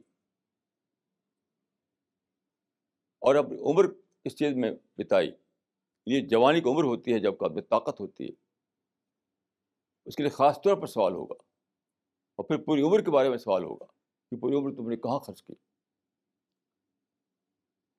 کہاں خرچ کی. مطلب یعنی یہ ہوگا. پھر تیسرا ہوگا کہ جو مال کمایا کہاں سے کمایا, اور چوتھا ہوگا کہ مال کو خرچ کیا تو کہاں خرچ کیا. تو اپنی زندگی کہاں خرچ کی, مال کیسے کمایا, مال کو کہاں لگایا. ایک لفظ میں کہوں تو یہ کہہ سکتا ہوں کہ تمہارا سپریم کنسرن کیا تھا دنیا میں جب تک تھے, تم کس چیز کو تم نے اپنا سپریم کنسرن بنایا. تمہارا کنسرن جو ہے وہ کیا تھا, اس کو بتاؤ. کس چیز کو تم نے اپنا کنسرن بنایا, اس کے بارے میں پوچھا جائے گا. میں سمجھتا ہوں کہ ان 4 باتوں کا خلاصہ اگر ایک لفظ میں کہنا ہوتا ہوگا کہ خدا پوچھے گا کہ یہ بتاؤ کہ دنیا میں تم کو زندگی جو ہم نے دی تھی تو تم نے اپنا کنسرن کس چیز کو بنایا. سپریم کنسرن تمہارا کیا چیز تھی, یعنی گاڈ تھا یا کوئی اور چیز تھی, خدا تھا یا کوئی اور چیز تھی. یہ سوال ہوگا. میں نے اس سے پہلے عرض کیا تھا کہ ایک امریکن کی کتاب چھپی ہے, اسلام کا مطالعہ کیا اس نے, تو اس نے بہت صحیح بات لکھی ہے کہ دا گریٹسٹ کنسرن آف اسلام از اللہ. تو گریٹسٹ کنسرن تم نے کس چیز کو بنایا اپنا, یہ اسی کا سینٹینس ہے کہ دا گریٹسٹ کنسرن آف اسلام از اللہ. سب سے بڑا کنسرن میں نے خدا کو بنایا ہو، یہ پوچھا جائے گا، یہ دیکھا جائے گا. Greatest concern. اسی پر فیصلہ ہوگا جنت کا اور دوزخ کا، پنشمنٹ کا، ریوارڈ کا. تو وہ آخری وقت قریب آ چکا ہے کہ ہم یہ خدا ہی کو اپنا گریٹسٹ کنسرن بنائے، خدا کو اپنا سپریم کنسرن بنائے، اپنی زندگی کو گاڈ اورینٹڈ لائف بنائے. کوئی دوسری چیز اگر ہمارا کنسرن ہو تو خدا اس کو ریجیکٹ کر دے گا، اس کو مانے گا نہیں، قبول نہیں کرے گا. تو میں بہت پسند آیا مجھے اس امریکن کا جو یہ لکھا ہے، اس نے بہت لمبے مطالعے کے بعد لکھا ہے اس نے کہ دا گریٹسٹ کنسرن آف اسلام از اللہ. تو آئیے ہم آپ اپنے دل میں یہ سوچیں اور وعدہ کریں اور فیصلہ کریں، ڈیسائیڈ کریں کہ آج سے ہمارا سب سے بڑا کنسرن خدا کا ہوگا، ہماری لائف گاڈ اورینٹڈ لائف ہوگی. صبح خدا کے یاد کے ساتھ ہم صبح کریں گے اور خدا کی یاد کے ساتھ ہم شام کریں گے. خدا میں جئیں گے، خدا میں مریں گے. اللہ تعالیٰ ہم سب کو معاف فرمائے، ہم سب کو صحیح راستے کی توفیق دے، ہم سب کو جہنم سے بچائے اور ہم سب کو پیراڈائز میں جگہ دے. اقول قولی ھذا واستغفر اللہ لی ولکم اجمعین.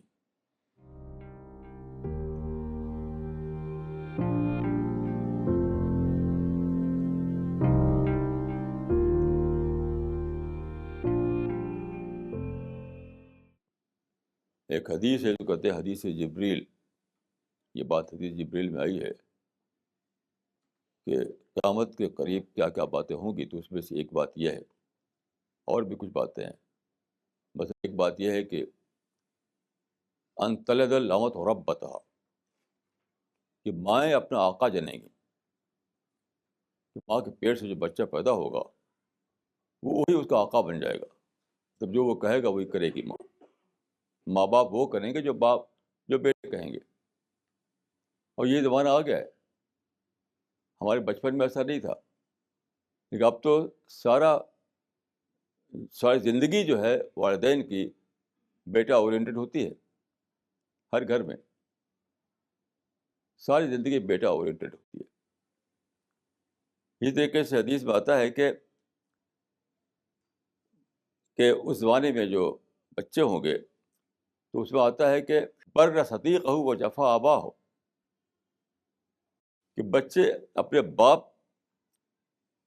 کی بات تو نہیں مانیں گے لیکن اپنے دوستوں کی بات خوب مانیں گے. بر صدیق ہو و جفا آبا ہو.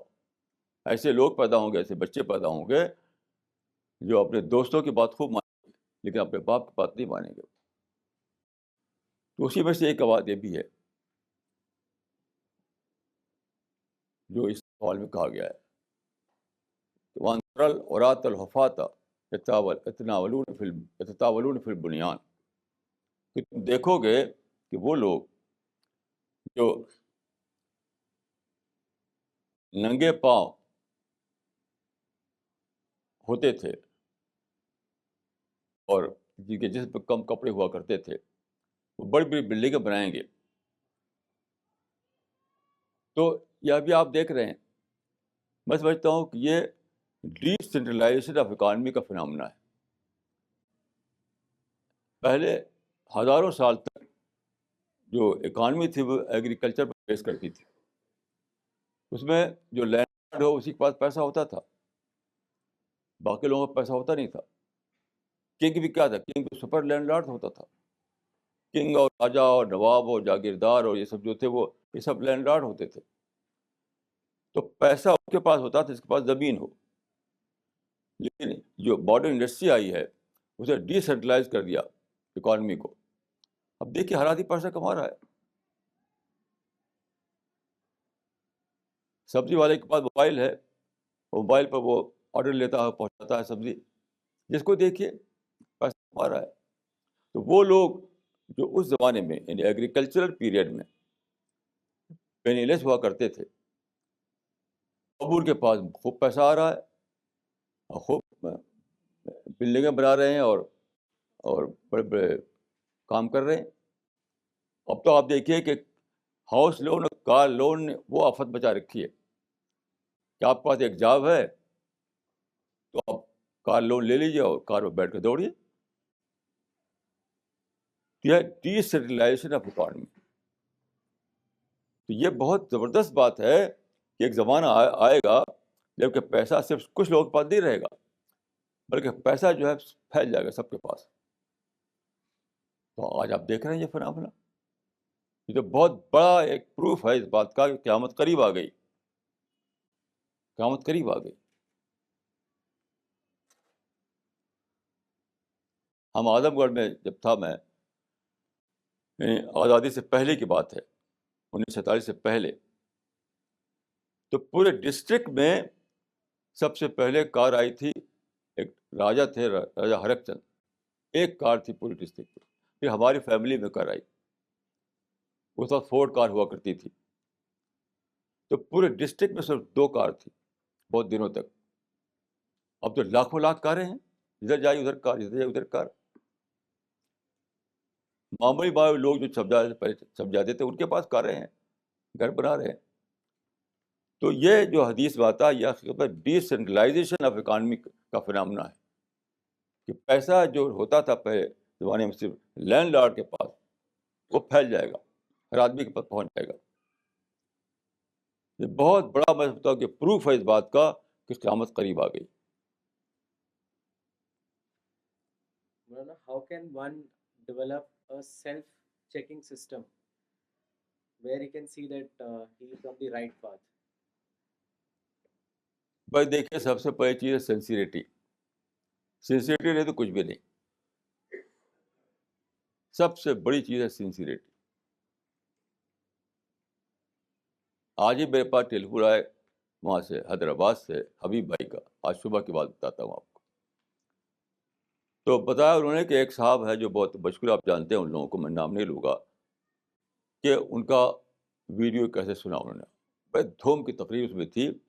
وہ کہہ رہے تھے کہ اسلام میں ڈیفینسو وار ہے ہی نہیں. اسلام میں تو آفینسو وار ہے. مار مار کے دنیا میں اسلامی حکومت قائم کرو، یہ ہے اسلام. سب کو مار مار کر کے اسلام کا رول ساری دنیا میں بناؤ، یہ اسلام ہے. ڈیفینسو وار کچھ نہیں ہے اسلام میں. انہوں نے کہا کہ ڈیفینسو وار کانسیپٹ تو انگریزوں کا دیا ہوا ہے. اسلام میں ڈیفینسو وار ہے نہیں، یہ بات انگریزوں نے پھیلائی. اسلام تو آفینسو وار ہے. اور میں نے پوچھا کوئی انہوں نے کیا، ان کا آرگومنٹ کیا تھا؟ کہ کچھ نہیں، بس تقریر کر رہے ہیں، نہ قرآن سے نہ حدیث سے کچھ بتا رہے ہیں. تو میں نے کہا دیکھیے، بات 2 قسم میں ہوتی ہے. ایک ہے انٹرپریشن بیسڈ، ایک ہوتی ہے ٹیکسٹ بیسڈ، یعنی ٹیکسٹ پر بیس کرتے ہوئے کوئی بات کہنا. تو ایک ہے اپنے انٹرپریشن کو لے کر کوئی بات کہنا. تو میں نے کہا کہ یہ جو بات وہ کہہ رہے ہیں وہ ٹیکسٹ بیسڈ نہیں ہے. کوئی بھی قرآن کی آیت یا کوئی بھی حدیث ایسی نہیں ہے جو یہ کہے کہ اسلام میں ڈیفینسو وار ہے ہی نہیں، اسلام میں تو آفینسو وار ہے، مار مار کے اسلام کا رول بناؤ ساری دنیا میں. اب کوئی ہے نہیں. کچھ ادھر ادھر کی جو جوڑ جاڑ کر کے، جو کہتے ہیں ہندی میں کہ ادھر کہیں کی اینٹ کہیں کا روڑا، بھانوتی نے کنبا جوڑا. ادھر ادھر کی چیز لے کر کے انہوں نے اپنا ایک انٹرپریشن دیا، بنا دیا کہ اسلام جو ہے ایسا ہے. تو میں نے کہا کہ دیکھیے، میں جانتا ہوں کہ وہ اس طرح کی باتیں کرتے ہیں، یہ لوگ آج کل کے کچھ نکلے ہیں اس طرح کی باتیں کرنے والے. تو میں نے مثال دی کہ آپ نے مجھے ٹیلی فون کیا ہے، تو اسی کو میں وہ جو ان کا میتھڈ آف آرگومنٹ ہوتا ہے اس کو اپلائی کروں. جانتے کیا نکلے گا اس کا مطلب؟ میں کہوں کہ آپ مجھے مروانا چاہتے ہیں. آپ نے ایک آدمی کو گن دے کر چھپا دیا یہاں پر، اور آپ نے ٹیلی فون صرف یہ کنفرم کرنے کے لیے کہ میں گھر پہ ہوں کیا موجود، اور یہ کنفرم کر کے فوراً اس کے موبائل پر میسج دے کے دیکھو گھر میں موجود ہے، جا کے دھڑ سے گولی مارو.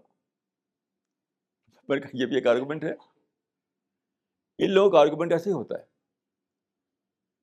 یعنی ٹیکسٹ جو ہے، یعنی قرآن اور حدیث، اس کو لے کر یہ نہیں کچھ بات کہتے، اپنا دماغ چلاتے ہیں، اپنا انٹرپریشن، ادھر کی بات جوڑ جاڑ کر کے ایک نقشہ بنا لیتے ہیں. یہ کیا ہے؟ سنسیریٹی. جب تک آدمی سنسیئر نہ ہو وہ یہ بھی نہیں سمجھ سکتا کہ what is difference between interpretation and text. نہیں سمجھ سکتا اس کو. وہ انٹرپریشن کی بات کرے گا اور سمجھے گا میں ٹیکسٹ پر لے کر بول رہا ہوں. تو بہرحال میں سمجھتا ہوں کہ کوئی بھی چیز دنیا میں آپ اچیو نہیں کر سکتے جب تک آپ سنسیئر نہ ہوں. مثلا بزنس ہے کہ آپ سنسیئرٹی کے بغیر آپ بزنس چلا سکتے ہیں. جاب ہے کہ آپ سنسیئرٹی کے بغیر کوئی جاب دے گا آپ کو. تو ریلیجن میں لوگ سمجھتے ہیں کہ سنسیئرٹی کی ضرورت ہی نہیں. کیوں؟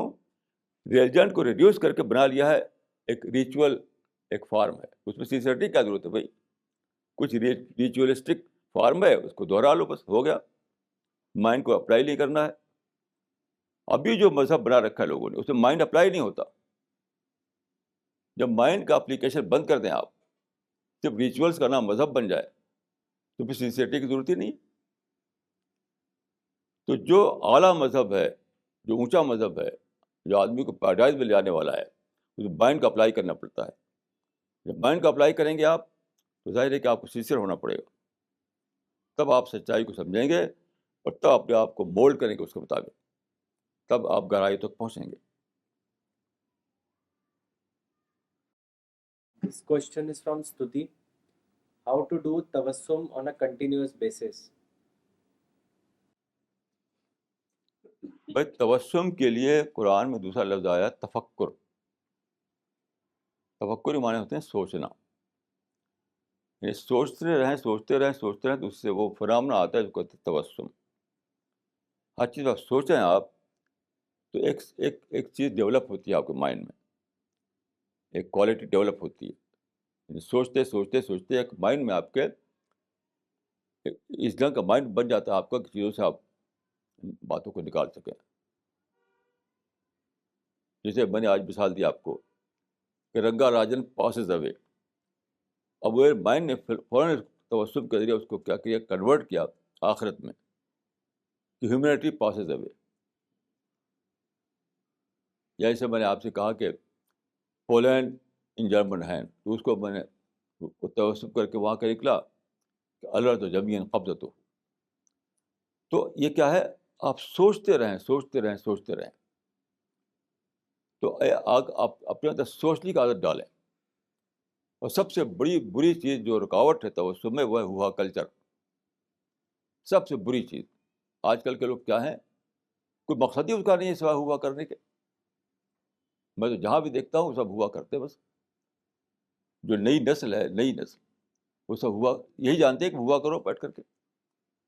اور اسی لیے حدیث میں جاتا ہے کہ دوستوں سے تو وہ خوب ٹھیک رہے گا اور باپ سے ٹھیک نہیں رہے گا. کیوں؟ ہوا باپ سے تو ہوتا نہیں، ہوا ہوتا ہے بچوں سے، وہ اپنے ساتھیوں سے ہوا ہوتا ہے. تو یہ جو حدیث میں ہے کہ بر صدیق ہو و جفا آبا ہو، کہ دوستوں سے تو خوب اچھا بنا رہے گا وہ، اور باپ سے وہ اچھا نہیں بنا رہے گا. تو کیوں؟ یہ ہوا کلچر کا پیشین گوئی ہے. یہ ہوا کلچر جو آج کل آ گیا ہے، انٹرٹینمنٹ کلچر. انٹرٹینمنٹ کلچر ہی کو میں ہوا کلچر کہہ رہا ہوں. اسی کے حدیث میں پہلے سے بتا دیا گیا. ایک زمانہ آئے گا کہ لوگ ہوا کریں گے. میں نے ایک قصہ بتایا تھا اس سے پہلے کہ میں سوئٹزرلینڈ گیا تو وہاں پر ایک لنچ تھا. وہ لنچ رکھا گیا تھا اس پر بوٹ پر، ماڈرن کسی کی بوٹ تھی، تو وہ سمندر میں تیر رہی تھی، اسے ہم لوگ کھا رہے تھے. تو میں ایک کنارے بیٹھ گیا تھا، ایک کارنر میں، اور ادھر دوسری طرف بہت سے لوگ بیٹھے ہوئے تھے. وہ سب ٹاپ انٹلیکچوئلس تھے اور بہت ہنس رہے تھے، بہت ہنس رہے تھے. تو میرے ساتھ رجت تھے. میں ان کو بھیجا جا کے دیکھے کس بات پہ ہنس رہے ہیں وہ. مجھے تو ہنسی نہیں آ رہی تھی، میں تو اپنے چپ چاپ بیٹھا تھا. کیوں ہنس رہے ہیں اتنا زیادہ؟ تو یہ گئے وہاں پر، دیکھا کیا کچھ بھی نہیں، ہر بات بہ ہوا کہ شکر کم ہے، ارے بھائی شکر کم، ہاں ہاں ہاں. بھائی شکر زیادہ ہے، ہاں ہاں. بھائی چمچہ تو ہے نہیں، ہاں ہاں. اسپون تو بڑا ہے، ہاں. اسپون چھوٹا ہے، ہاں. ایک ہوا کلچر ہے، ہر بات میں ہوا کرنا. تو چونکہ یہ اس طرح سے آپ اپنے باپ سے نہیں رہتے. اس طرح رہنے کے لیے اپنے ساتھی چاہیے. اسی لیے حدیث میں آتا ہے کہ اپنے ساتھیوں تو خوب ٹھیک رہے گا وہ، اور باپ کے خلاف چلے گا. میں امریکہ میں ایک بہت ہی ماڈرن شہر ہے وہاں پر تھا میں، جس کو کہتے ہیں بے ایریا. اس میں بہت ہی زبردست قسم کا گھر تھا ایک مسلمان کا، یہیں گئے ہوئے انڈیا کے. تو میں بیٹھا ہوا تھا، ان کے رات کے 11 بجے تھے. گھر کے باہر بہت ہی خوبصورت لان تھا، وہاں پر ایک جگہ تھی، ہم بیٹھے ہوئے تھے ہم لوگ. 11 بجے ان کا بیٹا نکلا اندر سے، نوجوان، باپ سے کچھ نہیں بولا، بالکل سیدھے جا کر کے کار کھولی اور کار لے کر روانہ ہو گیا. تو باپ کہتے ہیں مجھ سے کہ دیکھیے یہ جو ہے، اگر میں اسے پوچھوں کہاں جا رہے ہو تو مجھے میں پوچھ نہیں سکتا اس سے. میں الاؤڈ نہیں ہوں کہ میں پوچھوں اس سے کہ تم کہاں جا رہے ہو. اور جانتے ہیں کہاں جا رہا ہے؟ وہ کلب میں جا رہا ہے، وہاں سب لڑکے اکٹھا ہیں، وہاں ہوا کرے گا، پھر رات کو بہت دیر میں آئے گا. تب بھی پوچھ نہیں سکتا کہ تم کہاں گئے تھے.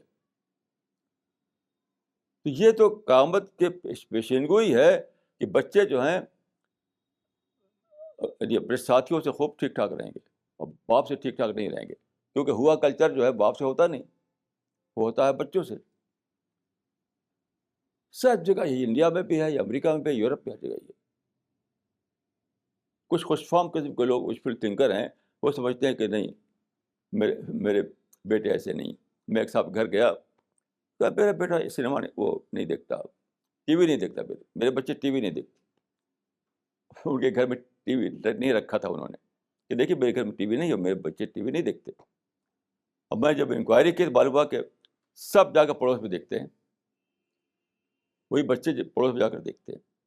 انتظار کرتے رہے کہ باپ صاحب ذرا سا ادھر ادھر ہوں تو پڑے سے پہنچ کے جا کر ٹی وی دیکھیں.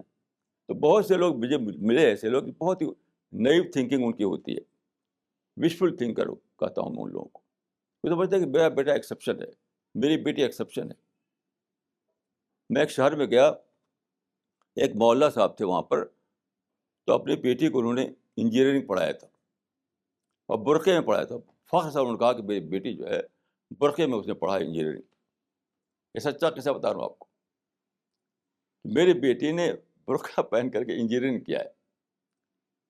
تو میں تو ایسا آدمی نہیں ہوں کہ اس طرح کی باتوں سے اس میں آ جاؤں، فریم میں آ جاؤں. تو میں نے بیٹی سے الگ ملاقات کی اور بیٹی کی ڈانٹ ٹپٹ لگایا. اس نے ایکسیپٹ کیا کہ اس کا ایک ہندو لڑکے سے دوستی ہے، اس دوستی سے اس کا باقاعدہ فزیکل کنٹیکٹ بھی کئی بار ہو چکا ہے. وہ لڑکی جو برقعہ پہن کر جاتی تھی کالج میں، باپ صاحب بہت خوش تھے اس کے بارے میں. تو ایسے لوگ ملتے ہیں مجھے، یہ وشفل تھنکر قسم کے لوگ. لیکن حقیقت جو ہے وہ کچھ اور ہے، کیونکہ میں ہمیشہ اندر جاتا ہوں، انکوائری کرتا ہوں، اسکروٹنی کرتا ہوں. بغیر اسکروٹنی کیے ہوئے میں مانتا نہیں باتوں کو، ہمیشہ اسکروٹنی کرتا ہوں. میری بیٹی کبھی غصہ ہوتی کہ آپ اتنا پوچھ گچھ کرتے ہیں، کیونکہ میں جانتا ہوں کہ بغیر اسکروٹنی کیے ہوئے بات معلوم نہیں ہوتی. تو بہرحال یہ زمانہ ایسا ہے کہ اس کو انٹرٹینمنٹ کلچر کہیے یا ہوا کلچر کہیے، اسی میں لوگ جی رہے ہیں. اس وجہ سے انٹلیکچوئل لیول وہ کچھ بھی نہیں، کچھ بھی نہیں. میں امریکہ میں گیا، وہاں پر ایک صاحب کے گھر پر 2 نوجوان لڑکے تھے جو وہیں اسکولنگ ان کی ہوئی تھی، خوب شاندار امریکن انگلش بولتے تھے، بہت عمدہ اسے امریکن لہجے میں بولتے تھے 2 لڑکے. یہ واقعہ ہے وہاں کا، وہ کیا نام ہے، لاس اینجلیس کا واقعہ ہے. تو وہاں پر یوسف حمزہ ایک صاحب ہے، بہت حمزہ یوسف یہ کیا نام ہے، ان کی اسپیچز تھیں. وہ امریکن تھے، کنورٹ ہو گئے ہیں، تو امریکن لہجے میں بولتے ہیں وہ. اور نوجوان میں بہت پاپولر ہے وہ وہاں کے مسلم نوجوانوں میں. تو ان لڑکوں نے بڑی تعریف کی ان کی، اور میں نے پوچھا کہ آپ نے ان کی کتنی اسپیچز سنی ہیں؟ کہ بہت سنی ہیں. تو میں نے کہا اچھا یہ بتائیے ان کی اسپیچز میں مین پوائنٹ کیا ہوتا ہے؟ ابھی جو ریسنٹلی جو اسپیچ سنی تھی انہوں نے، میں نے اس پہ کیا کہا انہوں نے، آپ یقین کیجیے کچھ بھی نہیں بتا سکے وہ، سوائے اس کے کہ بہت شاندار انگریزی ہے، بہت ایکسنٹ ان کا امریکن ہے. وہ کیوں؟ اس کی وجہ کیا ہے؟ انٹلیکچوئل لیول لوگوں کا بہت ہی پست ہے. اچھی انگلش بولیں گے اور سوچنے کی طاقت کچھ بھی نہیں. یہ میں بات اپنے پرسنل ایکسپیرئنس سے کہہ رہا ہوں. ایک صاحب گھر گیا جو ان کے بچے انگلش اسکول میں پڑھے ہوئے بہت ہی فرفر انگریزی بولتے تھے. تو یہ بات ہے بامبے کی. بہت شاندار انگریزی بولتے تھے وہ. ان کے بچے 3 بچے تھے, شاید بچیاں تھیں تینوں. تو میں نے ان سے کہا کہ ایک سینٹینس لکھے. میں نے کہا کہ لکھے, education makes a man super man. پھر میں کیا مطلب بتائیے اس کا؟ آپ یقین کیجیے اس میں یہ پتہ ہی نہیں سکے اس کو. اور وہی لڑکے جو ہے کرکٹ کے بارے میں خوب ان کو جانکاری ہے, سنیما کے بارے میں بہت زبردست جانکاری ہے. وہ یہ نہیں بتا سکے ایجوکیشن جو ہے انسان کو سپر مین بناتا ہے. کچھ بھی نہیں بتا سکے اس کے بارے میں. یہ سب کا حال یقین کیجیے. کچھ لوگ خوشفل تھنکنگ میں ہو سکتے ہیں, لیکن میں بہت زیادہ دیکھا ہے میں نے دنیا کو. میرے عمر 86 سال ہو چکی, 86 سال. اور سب کو میں اسی لیول پہ پایا کہ انٹلیکچولی ڈوارف ہیں لوگ, ڈوارف. کماتے ہیں, کھاتے ہیں, موٹے ہو جاتے ہیں, اچھے اچھے کپڑے پہنتے ہیں, شادہ گھروں میں رہتے ہیں, لیکن انٹلیکچولی وہ ڈوارف ہیں بالکل. ان کے بچے بھی انٹلیکچولی ڈوارف ہیں. یہ حالت ہے لوگوں کی. تو آپ سوچئے کہ اب قیامت قریب آ چکی ہے اور آخری وقت آ گیا کہ ہم جا گئے. کیونکہ بات صرف بائبل میں آتا ہے کہ اس کے بعد صرف رونا اور پچھتانا ہوگا. وہ وقت آ گیا ہے کہ جب ہم اس کنارے کھڑے ہوں اس کے جہاں کہ رونا اور پچھتانا ہوگا. اس کے سوا کچھ ہمارے پاس نہیں ہوگا. یہ لوگوں کو بتائیے.